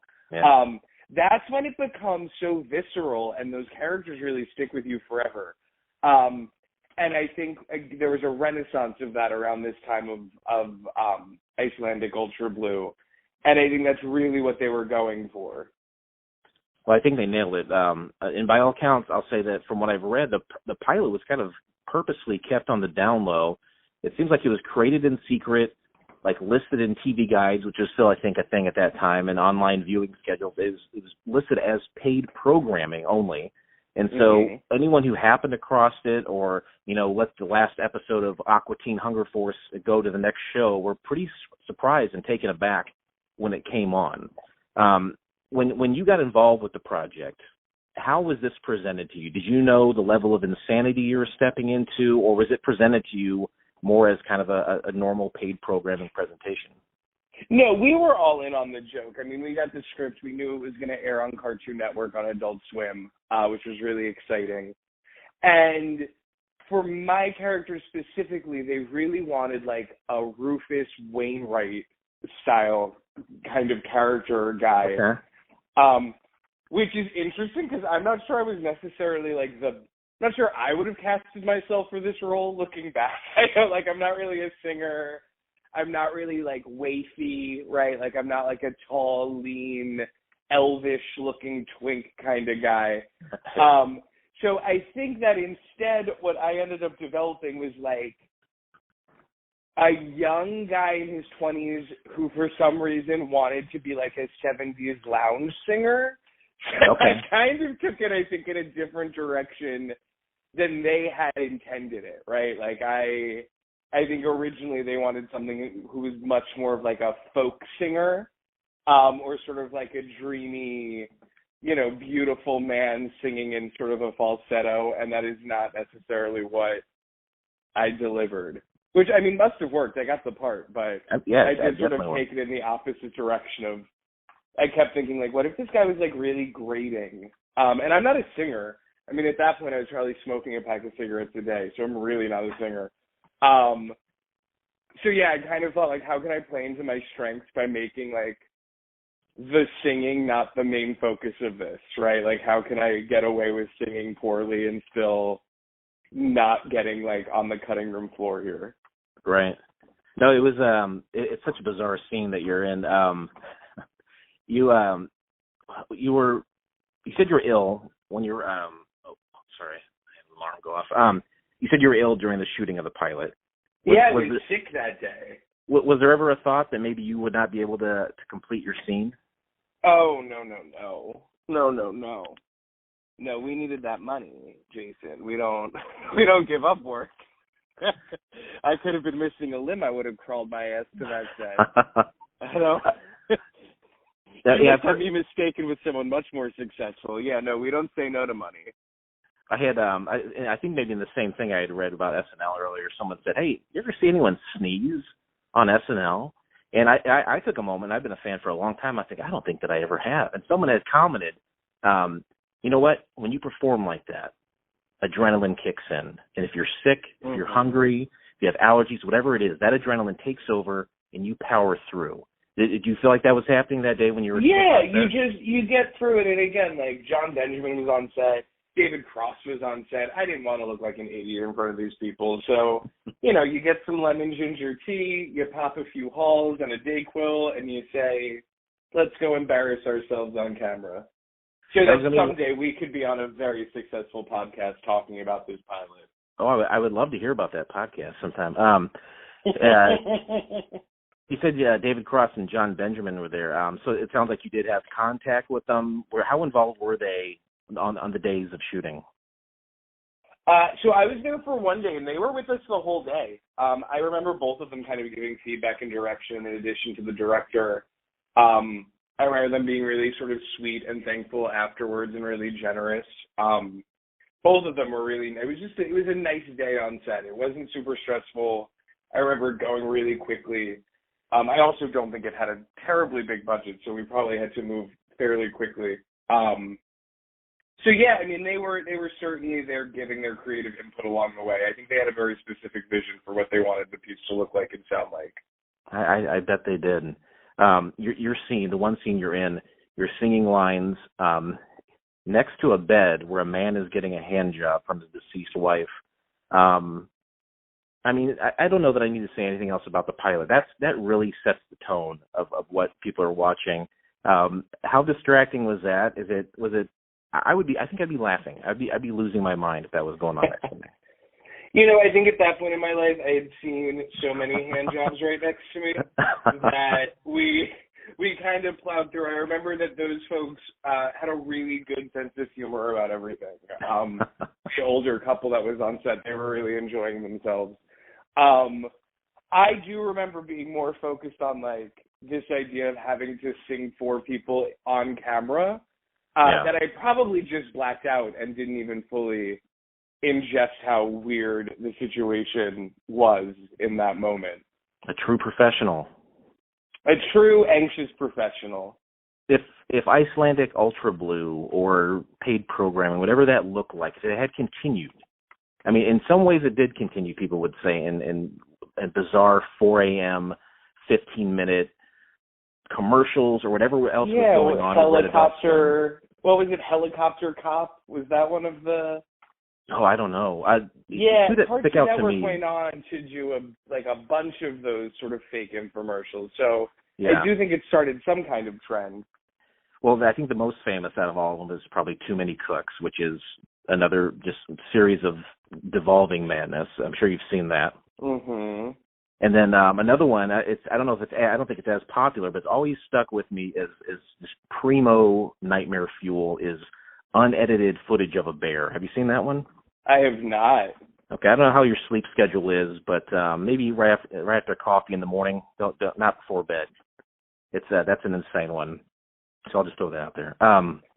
If it had continued though in that form, where would you see this going? Do you think you would have continued to be a part of it? Maybe playing a different character? Is there an Icelandic Ultra Blue universe that if greenlit in that capacity would have gone forward? Yeah, I mean, I would hope so. I would like to think that they were so enamored with me, they would of course write me back in.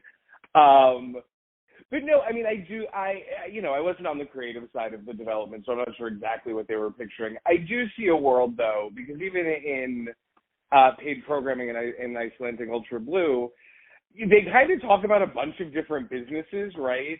And kind of go from scene to scene. So I can see a world where you would sort of zap back to these characters repping their businesses or repping new products or sort of the world expanding from there. But I also think, if it kept going, how ballsy and fun would it be if it was never connected and you never saw the same people ever again and it was just always sort of randos doing random stuff? Yeah, that's true. It would have been wild. I think that's really fun. I've been very into this live show, and they have a podcast here in Brooklyn called the Found Footage Festival, and it's these two guys who just find VHS tapes, and they're training videos from the 80s, from McDonald's. Is this Everything is Terrible? So it's along those same lines. Yes, it's exactly that. It's just sort of random found footage that these two guys riff on. And I think that this sort of content has that appeal, right? It's just random weird people that you discover at 4 a.m. on your TV, and for some reason that's comforting. Yeah, it is oddly comforting. You're right. Oh, I don't like that. I don't like that it's comforting. We're all lost at 4 a.m. Ooh, no doubt. Last question I'll ask you about Icelandic Ultra Blue. Long after the dust settled on this pilot, 6, 7, 8 years ago, I'm not sure if you're aware, but there's a famous Reddit AMA, Ask Me Anything, where David Cross called out Mike Lazo of Adult Swim. Are you aware of this exchange? I'm not. Apparently, David Cross. Fill me in. It sounds juicy. It is. I think it is a little juicy, and honestly, the whole back and forth can be found with a light googling. David Cross was on answering an AMA. Someone said, "Hey, David, whatever happened with Icelandic Ultra Blue?" And you could just you could see it wash over David, just saying, "Hey, 2008, went to talk to Mike Lazo, Adult Swim. We presented this idea, we made it, and then years later, they kept making these without us. We feel like that he really stole from us, and I think at the end he's kind of like, fuck Mike Lazo." Mike Lazo gets back to him, says some nasty things, and it's fairly immature between the two of them, honestly.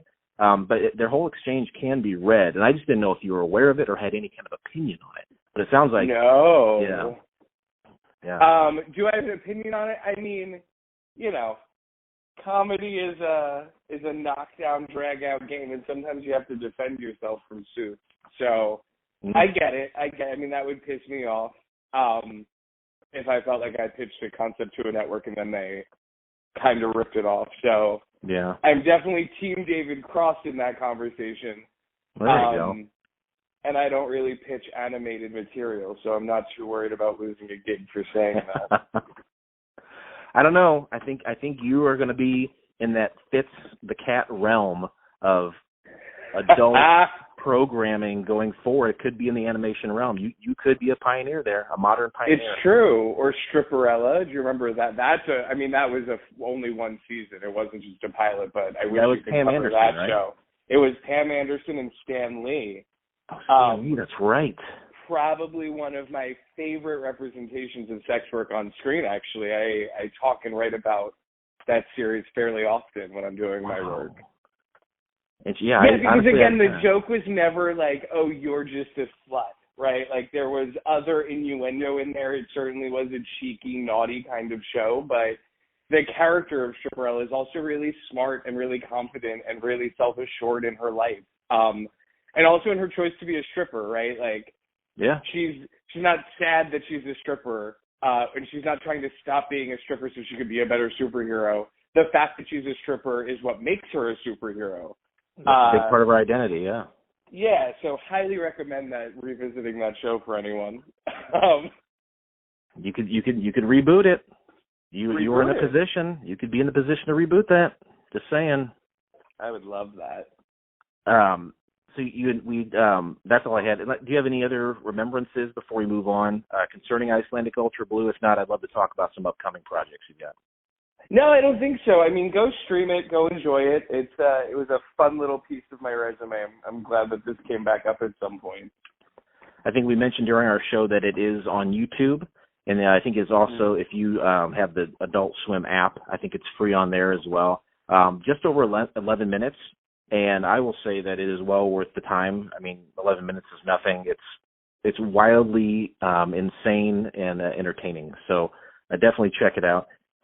We had mentioned Stormy Daniels that you're working with.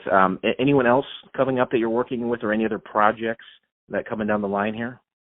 Yeah, so like I said, we also have Hot House Season 2 coming up this year with Tiffany New York Pollard. We have a whole new group of sexy hotties, as we call them, from all walks of life.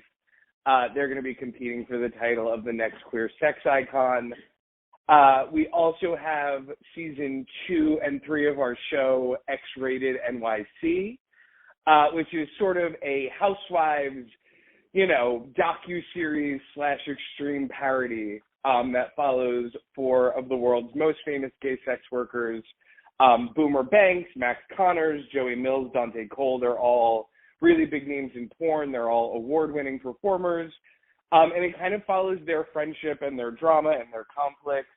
And we're really proud of that show's success. We have, I think, something like over 40 million TikTok views just for X-Rated. Wow. So the community has really gotten behind it. Like I said, people have loved getting to see some of their favorite porn stars act silly and maybe act a little trashy and dramatic. You mentioned like those kind of shows. You had mentioned when you were describing it, parody. So is X-Rated NYC, is that meant to be like a reality show, or is it kind of like a semi-scripted comedy? It lives somewhere in the middle. What's interesting about how we produced that show is a lot of it is sort of reality. It's just kind of based on their real lives. And what we tend to do, though, on the other side of that is we want to give their porn characters room to play, too, right? So, you know, a good example of the differences, right? So if one of them was going through a divorce on the show, right, that was all real. So they, you know, we wouldn't make up actual details about their lives and make them misrepresent the detail and sort of candor of their day-to-day life. But with that being said, you know, if they told a story to us during story production and they were like, oh my God, one time I had to carry a twink out of a bar because he was trying to fight this other guy. Yeah, we're not above like recreating that and sort of making it a punchy part of the story. Yeah. On that one, at least. Again, all of the competition reality for legal reasons, nothing there is scripted. That's just us pointing the camera and seeing what happens. But we have a little bit more leeway to be funny and cheeky and self-aware on some of these other shows. Well, we've been doing our podcast for over 7 years, and it looks like a lot of the stuff you've been working on, I'm looking at IMDb here, and a lot of these series that you're working on has just been in the past few years. So I'm so glad that we waited to this point to talk about Icelandic Ultra Blue, because it means I get to speak to you about these interesting projects you're working on now. Oh, that's so sweet. I found you on Twitter, and of course, people can reach out on or search out Daddy TV on, and I think you told me Instagram initially. Can you give us those handles and anywhere else folks can find you? Yeah, so for Daddy TV, check out @DaddyTV. We are on TikTok and we are on Instagram. We have a really great, wonderful community that supports all of the work we do. So shout out to all the other daddies watching our shows. We appreciate you keeping the lights on over here. Go follow OutTV. I'm not directly sort of affiliated, like I don't work directly for OutTV, but they do buy most of our shows, and they're such great creative partners, and I love them very much. And you can find almost all of our shows over there on OutTV. And then lastly, you can follow me personally for a bunch of queer nonsense and silly jokes and sometimes thirst traps. And my handle is TOPHCUS. So that's Topher Cus. And I'm everywhere. I'm on Twitter. I'm on Instagram. I'm on the Tickety Talk. So, yeah, come find me. Come say hi. Very cool. I know Icelandic Ultra Blue is just kind of this fun, silly little thing, but I really enjoyed watching it, and I really do want to thank you for taking the time to speak with me today. Take care and continued success to you, Topher. Oh, thanks for having me. That's really nice. And good luck to you with the podcast. I hope you enjoy a lot of terrible TV. We do. Thank you. Bye. Bye-bye.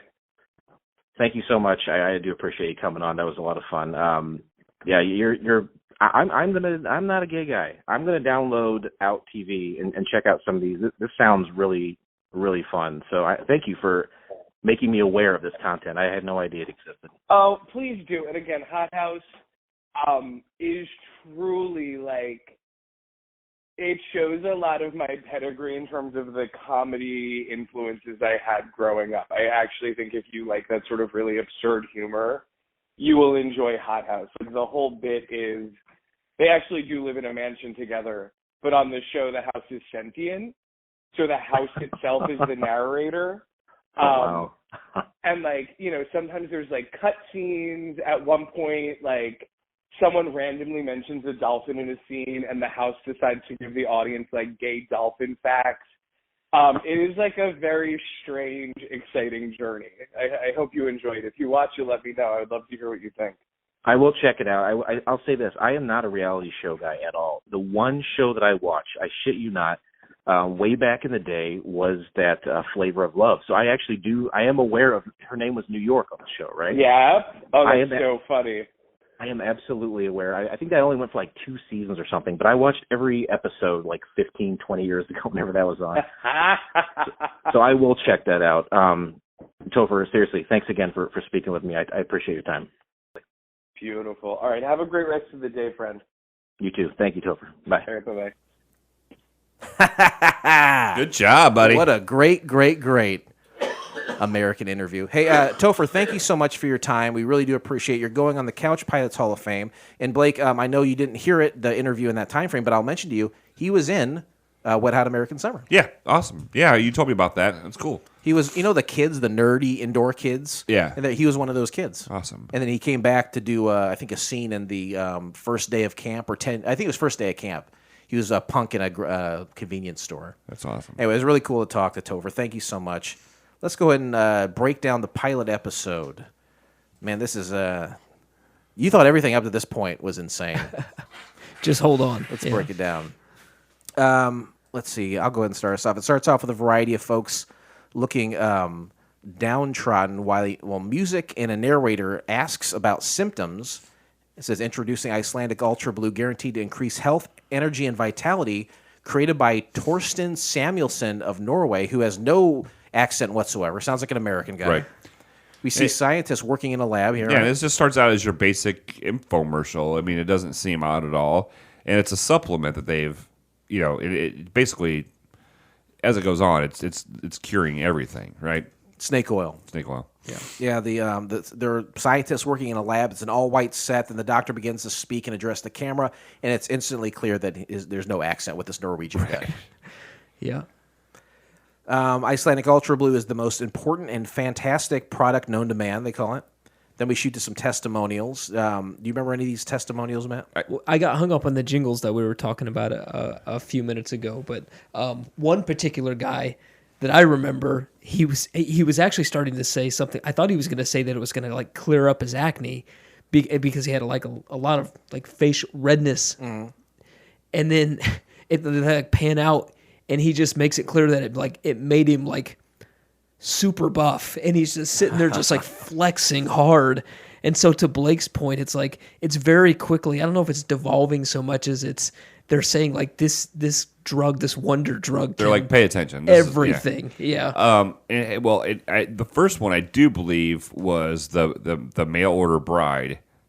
Oh shoot, yeah, and I forget what she says, but it's a guy with a mail order bride, and like I don't know if it helped her speak English. It was something like, it was almost, the tone of it was almost like it helped her love being here and being married to this guy. Yeah, there you go. It was almost like curing a mood disorder of some kind. When it comes to the testimonials, my note was the three different sets of folks that they talked to. It seemed like a deteriorating reliability as each character seems like, what are we talking about here?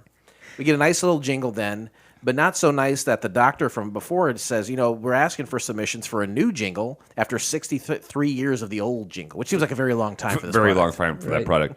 Yeah, and so they're going to have a contest, and it starts off with like a home recordings of submissions. This first one is the first Twitter response. Right, from Alan, right? Yep.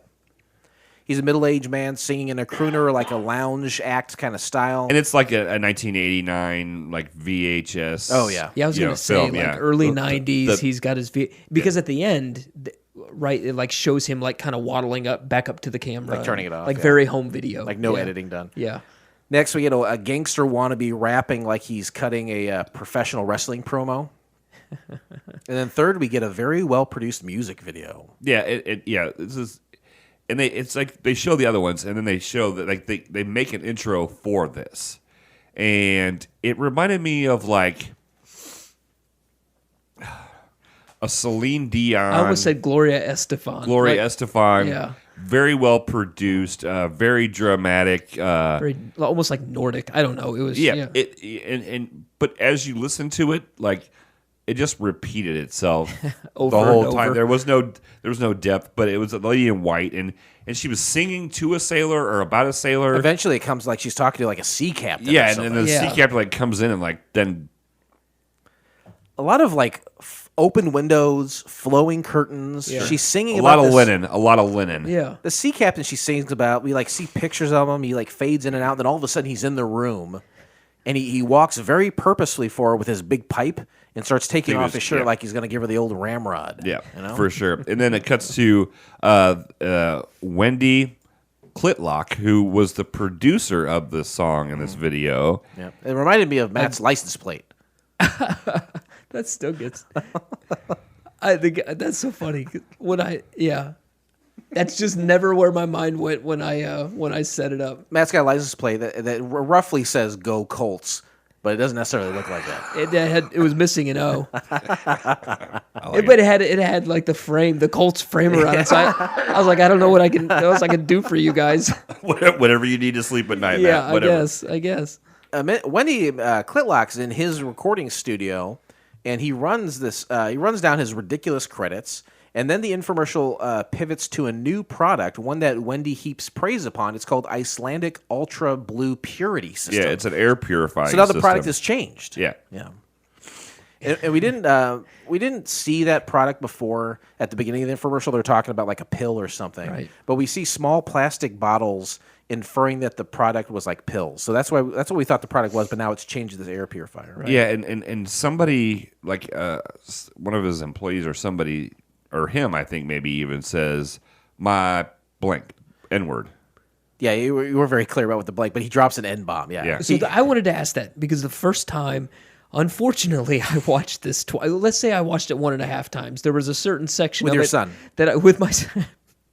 With my son, and I fast forwarded through certain portions of it when I rewatched it earlier. However, there was a number of times where it just like sitting watching, like, did I just hear that? Right, like, right. did I hear that? You definitely. And that was supposed to air on Adult Swim. Is that a thing? Yeah, because it happens so fast, they think they're going to get away with it. Is what it is. At that time in the morning, who knows? Maybe there was a bleeped out version of it. They I could don't have know. got skewered for that. I mean, So then they start to describe the product. And, Well, he says the N-bomb in referring to someone in like the recording booth. Right. He doesn't say it like an overtly negative way. Like one of his he says it like conversationally, Right. which is still not acceptable largely. But it was interesting. It's does he think someone's in the studio, and then this like janitor, an African American janitor, like comes around the corner and just like looks at him all cross. He turns toward where the recording take place, and he says, "Okay, my N-word, let's clean up that last one and get everyone out of here." And it looked like he was talking to like a black janitor. Sure. Anyway. And then it goes into... If you thought the N-word was bad... Oh, you wait. Yeah, it goes into talking about air particles. So it's still talking about the air purifier. Right. It goes in kind of an animation thing in regards to... It's animation. The air particles. And then quickly these air particles are in a concentration camp with a Nazi concentration camp. Yeah, Nazi. I knew one sentence. I didn't know there was a different kind. I figured if I just said concentration camp, everyone. Well, we had concentration camps, internment camps, I guess, for Asian people. Just Indians. Oh, sorry, my bad. Does every Asian look like an Indian to you? No, I just gotta rile those Indians up. Yeah, that's a different show, I think. Oh. I knew before we even saw like the air purifier guards. I knew that's where we were going. I knew we were going full Nazi concentration camp here with this. It gets dark and very violent. It gets dark and violent and animated and all that. And it was the second time I watched it that I realized that it was David Cross that was narrating that part. This is one of, I think, 2 parts where only his voice is used. And John Benjamin's voice is used in this section as well. Okay. Yeah. I didn't know John. Yeah. The Ultra Blue purifier catches inferior air particles and exterminates them. Good particles then herd bad particles into the expulsion area, and these particles are represented as round dots of different colors, some of them wearing helmets and hold guns while guiding other defenseless particles into train cars, which is, man alive. German is spoken. It's clearly Cross and Benjamin, who are both Jewish guys, I should mention. And guns are being fired in the background. Some particles are being executed. Some particles have large noses, I said, and some are having their gold teeth pulled from their mouths while standing in front of large wired fences. They could not have been more clear what they were doing. Right. Yes. And so then, about the gold teeth and everything, it goes straight into extra Nazi gold. It becomes an infomercial about a husband and wife who have a shop to where you can exchange only Nazi gold. Only Nazi gold. Yeah, Kimmel's Nazi Gold Exchange. Kimmel's, I this is probably horrible of me to say. Oh boy, here it comes. But this is the first time that I laughed out loud. You like this part, huh? Between the husband, because it was a husband and wife that owned the business. It was just it was so odd. Like I was like, where are they going to go from here? Well, And he's then they very go- clearly like wearing like a bald cap too that he's like pulled over. Right. And like I think they've consciously like they didn't even try to blend it in per se. Like you don't see the line, but the discoloration's crazy. Right. And it's just one of those like it's like those home like it's like a low budget company like a mom and pop store in Pekin. They film a commercial to play. You know what I mean?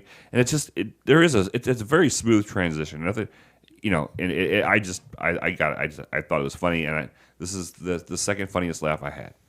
We see some testimonials from folks who have used the Nazi gold exchange service, including a 10-year-old girl who got apparently a nice little bike, a little BMX bike for her troubles. The commercial wraps with the older lady saying she has a splinter and needs to go to Fat Fuck's Splinter Be Gone. Right. and they bleep it out. I was going to say comedy or Adult Swim says you can't say the word fuck. You want to say the N word by all means. Right. But splinter, fat blank splinter removal, and then it goes into a commercial for this doctor transitions to another service entirely, or medical provider of some kind, right? That only specializes in getting splinters out. He walks into his waiting area and he just has on in his underwear. His name is Danny Fatfuck. When he's done yelling, we move the commercial into his business waiting room. And he continues to yell, but now we can see that he isn't wearing any pants, and he emphasizes the selection of magazines, and most are those early eye candy magazines, like FHM and Stuff and Maxim and all those were. What's that? Jet magazine. Remember Jet magazine? He's off the mic. Yeah.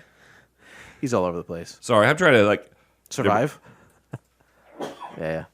God bless you. See, the key is to watch the Kleenex, and when the Kleenex turns red, we know we're in trouble. I'm going to be okay. What do we do then? We call the mortician. Morticia? Yeah, we call it. They'll bring the meat wagon over. Eater. You guys in the corner puking his guts out. It's Tommy Boy. Yes, it is. Once the commercial's over, Danny goes to check up on Miss Kimmel, who from the previous commercial had the splinter.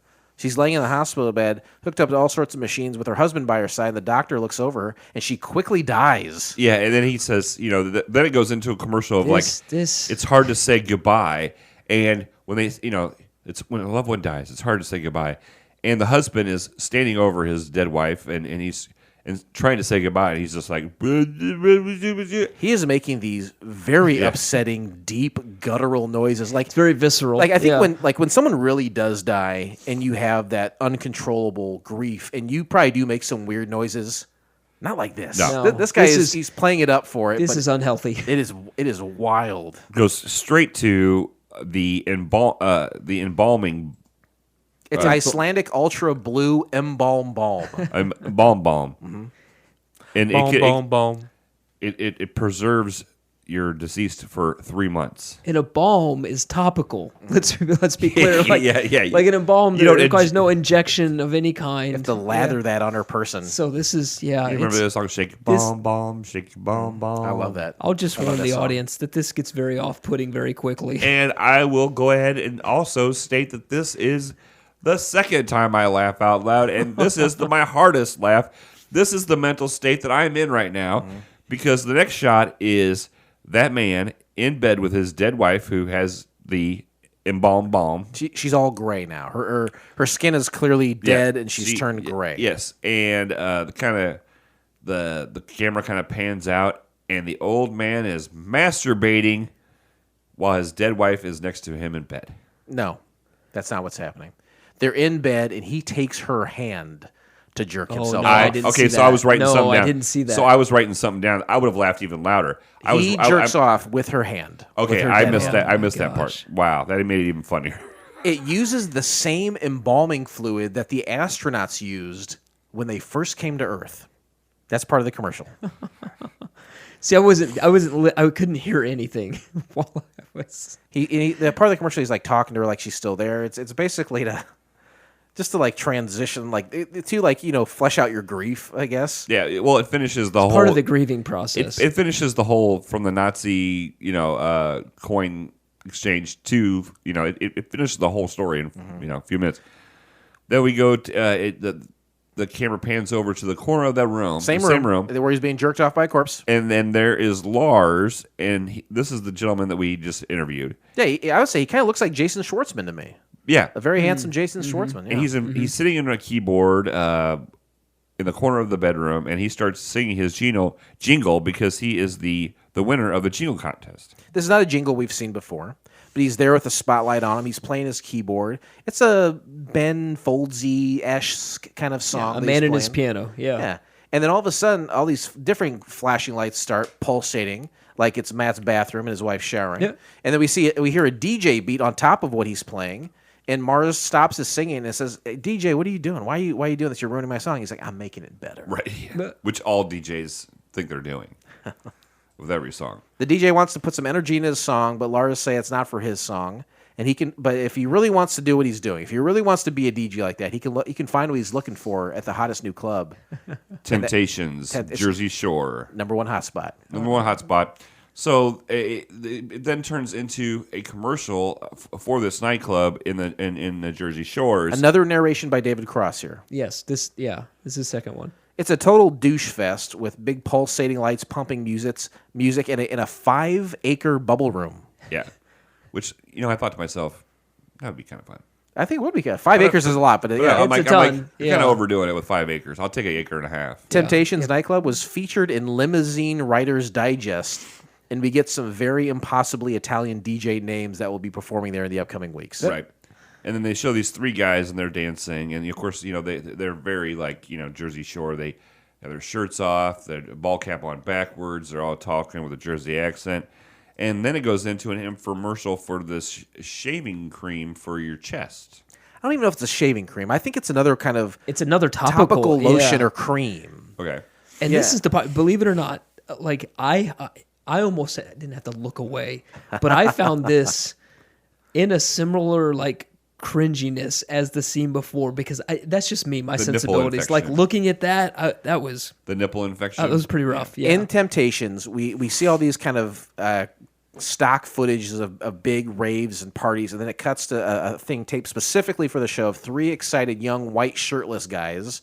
And one of them is experiencing some very harsh razor burn on his chest. We even get like a 500x close up to see how that was the part. How red and pus filled his Paul Rudd, were. how Paul Rudd's skin was. How Ant-Man his chest nipples were. The guy is very worried that he's going to miss the Labor Day spin by DJ Coos. And then one of his bros hands him Icelandic Ultra Stuff Skin Healant. While the music is still pumping, one guy squeezes out some clear gel into his hand and starts rubbing it all over the other guy's chest. Very heartily. Deep rubbing massages. Very Jeffrey Dahmer gay club. And not only is he rubbing it, they're making very deep and meaningful eye contact during the whole time. The third guy gazes on, mouth open with a 100-yard stare. Love it. Their screen shrinks and other screens appear showing the whole line of Icelandic products. It's the ultimate party pack. Yeah. Well, that's what I wanted to mention earlier. Is like as we're going from like supplements to air purifiers to topicals, like at the end they market it as a party pack. Yeah, they tie it all together, all the products together, which is awesome. The products are perfect for dads and grads. Yeah. We go back to the all-white scientist area. And they say, don't be stupid. You will buy these products. The doctor speaks into his wrist, and what does he say? You remember? Phase 1 is complete. Phase 1, yeah. And when he says this, what happens? Well, the other scientists around him like turn towards and kind of acknowledge it. They're all in the background doing business, and then when he says that, they all stop. Well, they all kind of break character at the end, right? Like we're catching... Well, kind of, I feel like they're like... I don't know that they're breaking character, but they're almost... revealing themselves. That's a better... they're revealing. Anyway, they look into the camera and smile, kind of pretty freaky. And then we see a to be continued as the original jingle from the beginning plays us out, and that is the end. Whew. 11 minutes. Please remain seated as we are now crossing a zone of turbulence. I find that the shorter a pilot is, the more they cram in there. And it's the harder to like document and keep track of what else is going on for sure. We got a little bit of a taste of why this didn't work, maybe from David Cross and his Reddit AMA ramblings, and subsequently Mike Laszlo's response. But what about you guys? Why don't you think this worked, why don't you think Adult Swim went forward with David Cross and H. John Benjamin? Go ahead. You go first. You want me to take this? Sure. Man, so my mind goes a couple places. I really liked your insight. You may double back to this, Jay, but I have great insight. There it is. Is David Cross probably is close to the peak of his powers. I really only knew him from Arrested Development, and those first 3 seasons were incredible. I won't say objectively, it's in the eye of the beholder, but that probably launched him into a different stratosphere in terms of his career professionally. And so he's now 3-4 years on the other side of that, and he probably isn't a cheap bill. You know, he probably does carry him. And so 4 a.m., I'm still kind of hung up on that. I mentioned that earlier. Like, what's your market audience? Are they purchasing things? I understand this is a parody, but like, you're going to need like legit commercials, are you not? Like, are you going to need some kind of advertising? Who are you advertising to at 4 a.m? So that's where my mind goes first, and then it sounds like I'm going to be Sister Matt here, so I'm sorry. I know you guys fully expect this, but come on. Like, you also want him to let you drop an N-bomb and then let some guy service himself with his dead wife's hand? I know, I'm not going to go on. Come on. Blake's smiling like one of those scientists at the end of the He's Matt's like, you know the 2 things that you liked, Blake? I'm going to point them out as disgusting. Blake's like phase 1 complete. Yeah. No, I get what you're saying. I don't mean to dunk on what he's... It's a certain brand of humor, and I think that it's going to appeal to certain sensibilities. For me, that was tough to watch, but I get it.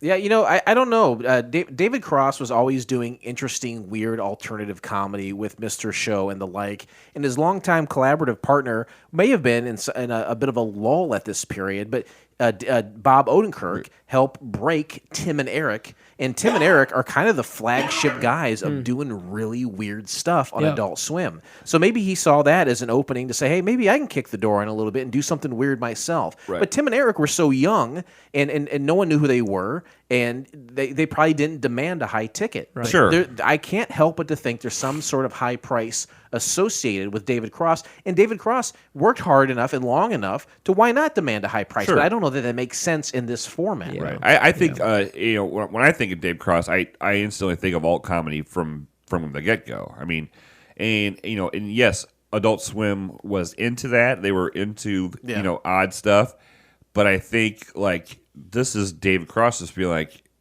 I'm going to push every limit possible just because I'm Dave Cross, right? Yeah. I mean, by then you do have kind of an arrogance to you, and I just say like, yeah, I want to see how far I can push it to where somebody says no. I think David Cross probably is a raging asshole. By all accounts, I think he's a prick. I don't know. This is just an anecdote, but if for the devotees to the Arrested Development franchise, there are some outtakes when Fox drops them, and they do. It's like him and Jeffrey Tambor and a handful of others, and the loudest voice in that is David Cross, and he is like aiming square at Fox. He's pissed off beyond belief. So I think he's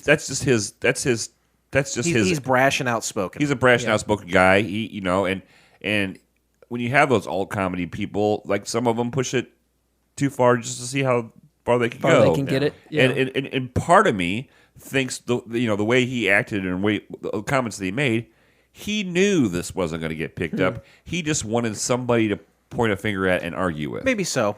Yeah, maybe so. I think what he's done for alt comedy is tremendous. Sure. I'm not just. No, I'm not saying you're not. I'm just saying I think his product and his content is good, but I do think David Cross is a pretty huge hypocrite as well. He showed up in a lot of 90s and aughts sitcoms, even though that is well within the realms of selling out. I feel like he dated people like Karen Kilgariff and who's that girl from 24? Mary Lynn Rice Cub, and he would chastise these people for doing mainstream projects when he starred in the fucking Chipmunks movie. Sure, so I feel like he's a bit of a hypocrite in some realms, but I don't ever blame anyone for wanting to sell out. People got to pay their bills, you know. But at the same time, he is kind of a harsh person to deal with sometimes, even though I do like his content.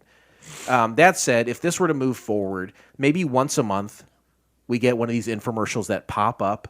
And it's in. I feel like with phase 1, there's a million ways you could go with this, but you're going to be staying in the realm of this Icelandic Ultra Corporate. Blue, some kind of weird products, a variety of de-evolutions throughout these 11 minutes and these different products. But I don't know that you have main characters outside of these scientists, you know? No, for sure. I think everyone else is expendable, probably. Anyway, if it survived, any ideas where you'd like to? And that's I can't. You can explain it right there. Yeah. It's going to be once a month you drop one in, and it's just it's how long can you keep the flow of it going? That's what I was going to say. The flow is good. The flow is good.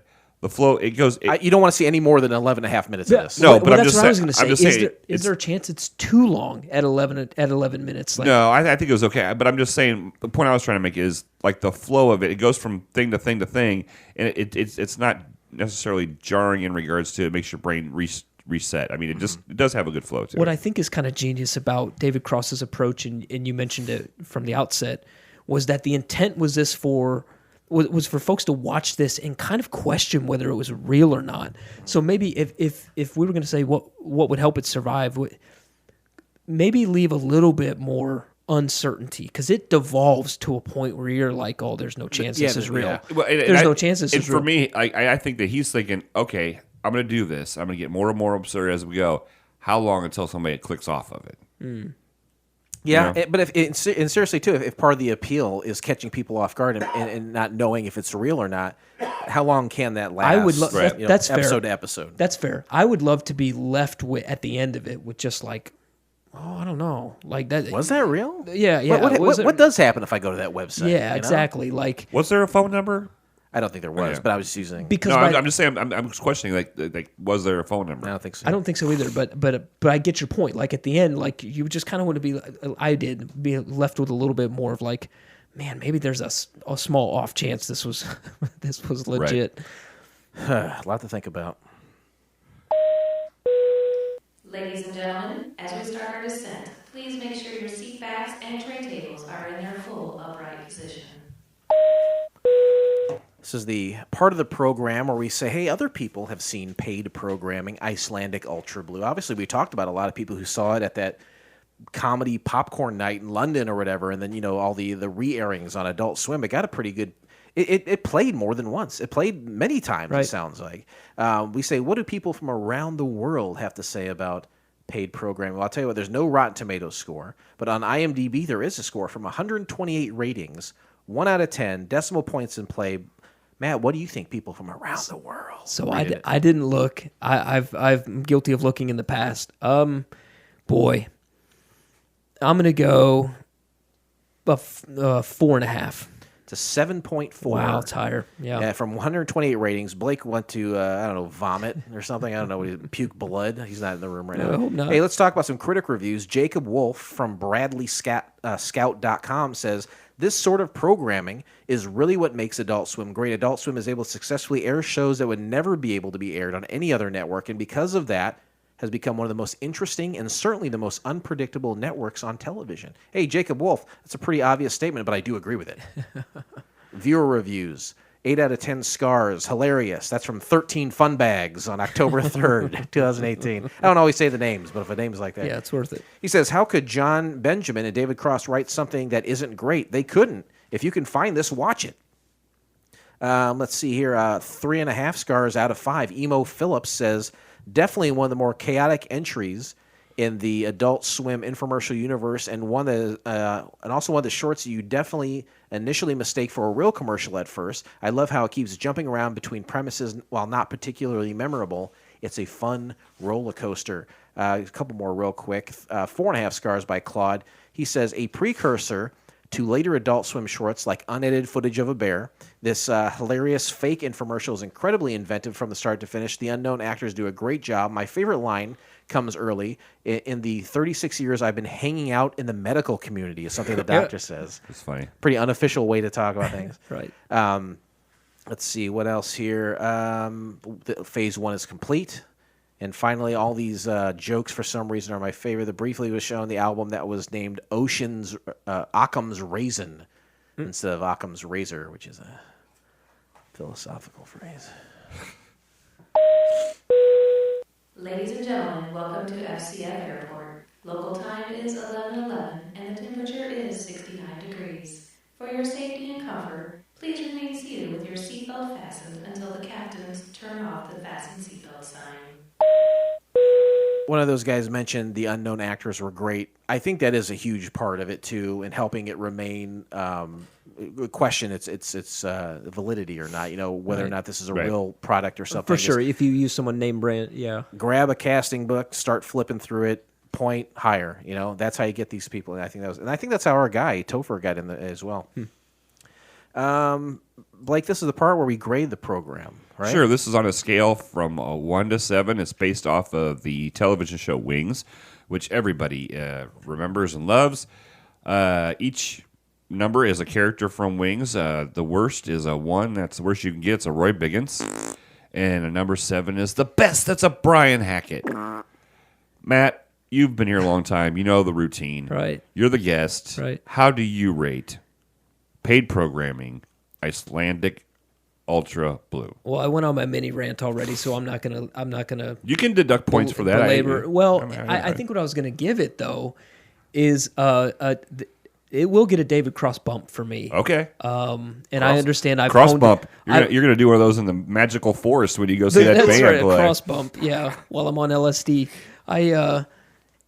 and again, I really only know him from one of his projects, and he's had much more to his career. But it's enough to give it a cross bump for me, but only up to a 3. I mean, I can't go much higher than that, to be perfectly honest. Jay warned me when he texted me. I did give you a warning. He gave me a fair heads up. He said, "Hey, this is a hard watch in spots," and I did. I didn't sit there like ready to shut my phone, anything like that. But it was. Man, I had a hard time seeing this survive. Really, even for Adult Swim at 4 a.m. It's a lot. Nonetheless. Yeah, it's a lot. So a 3 from me, and with a cross bump. Captain Philip, rest assured, we turn towards you. How do you rate paid programming on Icelandic Ultra Blue? I feel bad that I admitted that the 2 parts that I laughed at were probably the worst 2 parts of this show, but it wasn't funny because it was funny because it caught me off guard. Okay, it was outlandish. It was outlandish for sure. And it's madness. Doesn't the husband try to pick the wife's nose during the commercial or something? Like she says she has, it's a splinter, and he tries to like get it out of his teeth or something. I can't. Yeah. Yeah. This wasn't great. All right. I could do without the music part of it in regards to that video. The video, like the well-produced music video, the jingle. You mean that was, to me, that was like it. That was the most. That was the one part that didn't flow with the rest of it, even video wise, quality wise, and she just kept saying the same thing over and over. I get the point of it, but I that part bugged the hell out of me. I'm gonna one up you, and I'll give it a cross bump as well, but I'll give it a 4. Okay, I'll give it a 4. Yeah, very nice. What about you, Jay? Jason? I'm just texting someone here. Jay Doll. Ooh, who are you texting? Our guest for for last week's episode. Tell him thank you for being on the show. I just want to I want to say thank you. Hey, this was fun. This was silly. It was an exercise in absurdity. They were trying to do a thing where they confuse you, and by all accounts, it worked. Going forward, you lose that with week to week. Hey, we got you. It's a paid programming thing. Next week, you're not going to get me again. Hey, fool me once, it can't be fooled again. Shame on you. Yeah, that too. I was doing the George H.W. All right. Hey, I'm going to give it a 4, right down the middle. I can't see this going forward, but it was a fun, interesting, absurd exercise by 2 people in the alternative comedy scene that I like, respect, and enjoy. And I think this is an interesting output. I'm sorry it had a weird end between them and the brass over at Adult Swim, but that's how it goes sometimes. I'm going to give it a 4. And with your score of a 3, and your score, was it a 5? A 4. A 4 as well. A 4. We shall hold hands. We will close the book on paid programming Icelandic Ultra Blue, and we'll never mention that show again. Yeah. But join us next time, won't you please, when we watch the pilot episode, let's see here, of Scared Stiff. Here's a little something to wet your whistle. This Gary Marshall production starred TV funnymen Bob Denver and Warren Beringer as bumbling, ghost-busting detectives. You can find the entire episode of Scared Stiff by subscribing to Couch Pilots on SoundCloud, Spotify, Apple Podcasts, or your favorite podcast app of choice, and then simply click on one of our classically blue links in our show notes, or go to YouTube, Matt. And you'll know what to do, Tubes. I did it right that time. Very good. You got it, man. I did it right. You guys are a good team. We'll give you Tag team. Or if you want to contact Shobley. Just go to couchpilotspodcast.com. That's your one-stop shop for everything Couch Pilots. You can have every episode at your disposable. Disposable? It works. All right. You can email us from there. You can go to our Instagram, Twitter, all of it. It's one-stop shop. And also go to our Patreon page. That's patreon.com/Couch Pilots. And that's where you give us money so we can continue to do the show. Blake and I have both previously mentioned that we do want money. Sure, yeah. I mean, who Just doesn't? to keep that out there. Just make sure people know. We are currently trying to save money to buy a car with 3 wheels that neither one of us could fit in. It's like an inline skate. They're all in the middle, too. That's right. Do you have a picture of it? Do you have I a have picture to of it? drive in the middle of the road. Do you have a picture of it? I could come up with one. Yeah, I don't. I'm going to let our guests know. Why don't you guys talk? I would like to see. Let's just You want to stop. see a picture of it? Yeah. Yeah, let's just stop. I would like to see a picture. Very good. Yeah. Like right now. Oh, like right now? Yeah, like right now. Well, you're going to have to do So, a but I monologue for a minute. You know, it's fine. I can do that. I go back to the question I had earlier. Like, if I want to buy a new bowling ball that costs $300, I have to put on the best infomercial, the best. Are you saying reasons- for Molly? Yes. Oh, okay. For her You got to to warm her up to for it. Yeah. her to agree to this. Like, Yeah. you know, I'm going to Reno and spending money to go to Reno. Yeah. But how do you bring up to your wife that you want to buy a car with 3 wheels that 2 people can't fit in? I'm not a great multitasker, so I'm going to try to do my best here. You may have to ask that it's fun. rhetorically. I you know, and again, there's no spoof at the end of it. There's no. I'm just curious as how do you bring that? I guess I should have just said simply. Right. How do you bring that up? Do you bring it up at dinner, right before bed? Like, how do you bring that up? Timing's everything, I think. So I think you're alluding to that. Timing is everything. All right. I'm going to show you a picture of it here. That's actually a decent one. I don't have like my invoice or anything like that. I don't want to see the invoice. No. But that's it. It's a. All right. So this is a 2-seater 3-wheel car. Now, are you- hard top to it. Are you going to have a license plate for this? Oh yeah. It's street legal. Yeah. Okay, it's street legal. Yeah, it's street legal. But it only gets up to like 60 miles an hour or something like that. But when you put money down on this 3 years ago? 2 years. Let's go about closer to 2 years ago. So, Yeah. at what point do you go, hey, I want my product? Where's that? Like, I've been patient enough. I'm not quite sure how to say this because you've kind of alluded to how in the world did this happen.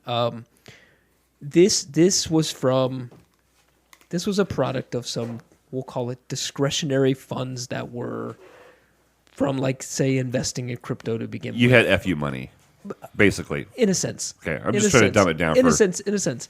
But so that conversation didn't really have to evolve or devolve, I guess, between myself and my wife. Right. But all the same. It's money that she didn't know about. Well, she knew about it, but she just You keep financial secrets from your wife? No, but you know, it's that, you know, that conversation didn't have to last very long. So yeah, Because you could do what you want. Because you're the boss. Blake keeps oddly filling in. Not like ATOMZ. You ever hear him on the phone earlier? Anything his girlfriend was saying, he's got to do. Oh yeah, no, he is whipped all completely. What a baby. No, Matt, I'm just messing with you. I got you, man. I'm just. It's just content. It's fun. I have much respect for you and your wife. I married so far up, and I just think that's. Yeah. I just like if you sent me that picture right now. Yeah. Not an article or anything, and I said, "Hey Molly, I'm putting this X amount of money down into this car. on this car, and I'll get it in 3 years." Would she'd kick you out of the house for the 3rd time? Yeah. So hey, will you take me for a ride in it though? Of course, I'll come pick you up. But what happens at what point? We're gonna have to. But at what point do you say, like, what's your time for? Like, when are you gonna be like, hey, I gave you this money. Where's my car? It was a modest amount that I had to put down. That's part of what got me into it. I didn't have to put down even. But a at couple what point grand. do you say, "Where's my car"? Oh, I don't know. If it's 2000, is this like dude, where's my car? If it's 2027, are you gonna be irritated with these people? Sure, but that's not. I'm not going to say that's not how I'm wired, but it's not. I know it's not. It's not how I'm wired for this particular. It was such a modest amount. I do want to see it. My son's all excited about it. Oh, of course he is. He knows it is. And he's going to get it for his 16th birthday.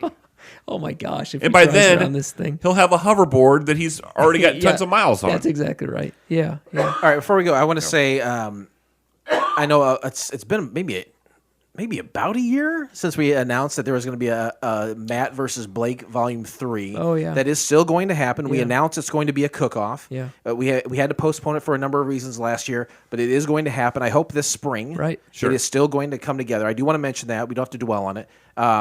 I do want to say at the end of the show this season, you're talking CouchCon and things that are going to happen. I'll give you a little one since we're on a Please. time crunch. I'll Please. give you a little one. Just to let everybody know, CouchCon this year is brought to you by the Guinness Book of World Records. We're going to do the largest meditation. that has to be right. Hold on a minute. Hold on a minute. He did this, by the way. I didn't. Hold on a minute. Okay. I'm gonna rewind. Zip, zip, zip. All right. The event sponsors for this year. Thank you. Is Miller Lite All right. and Pyrex Cookware. Oh, that's nice. Everybody that buys a ticket will get a 6-pack of Miller Lite and a mystery Pyrex cookware. Better be small. That thing, the vintage stuff is astronomical in pricing. Well, thank you for that, and I'm excited for CouchCon. I know many people. sorry, are. I messed that up. I forgive you. I'm very, very obsessed about this car now, and it's none of my business.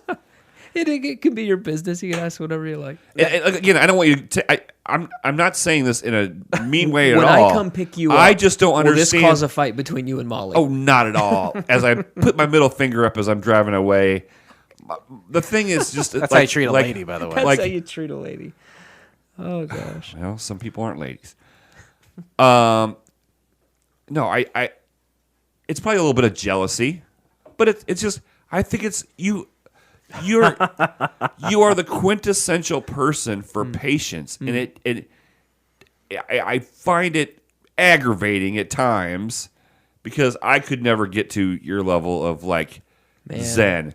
Because if you could get trapped in my body for 5 minutes, I don't feel like you'd say that. But, Hey, but I guess appreciate what? it. Yeah. Everyone inside is a nightmare. It's just what mask we put on to the public. Matt. Blake's mask is paper thin, apparently. Matt, I love you very much. Love you too. Thank you for man. being on the Oh, show. Cheers, always. Thank you very much. You're Always, a guys. favorite guest. No, it's awesome to be on. And Jay's right.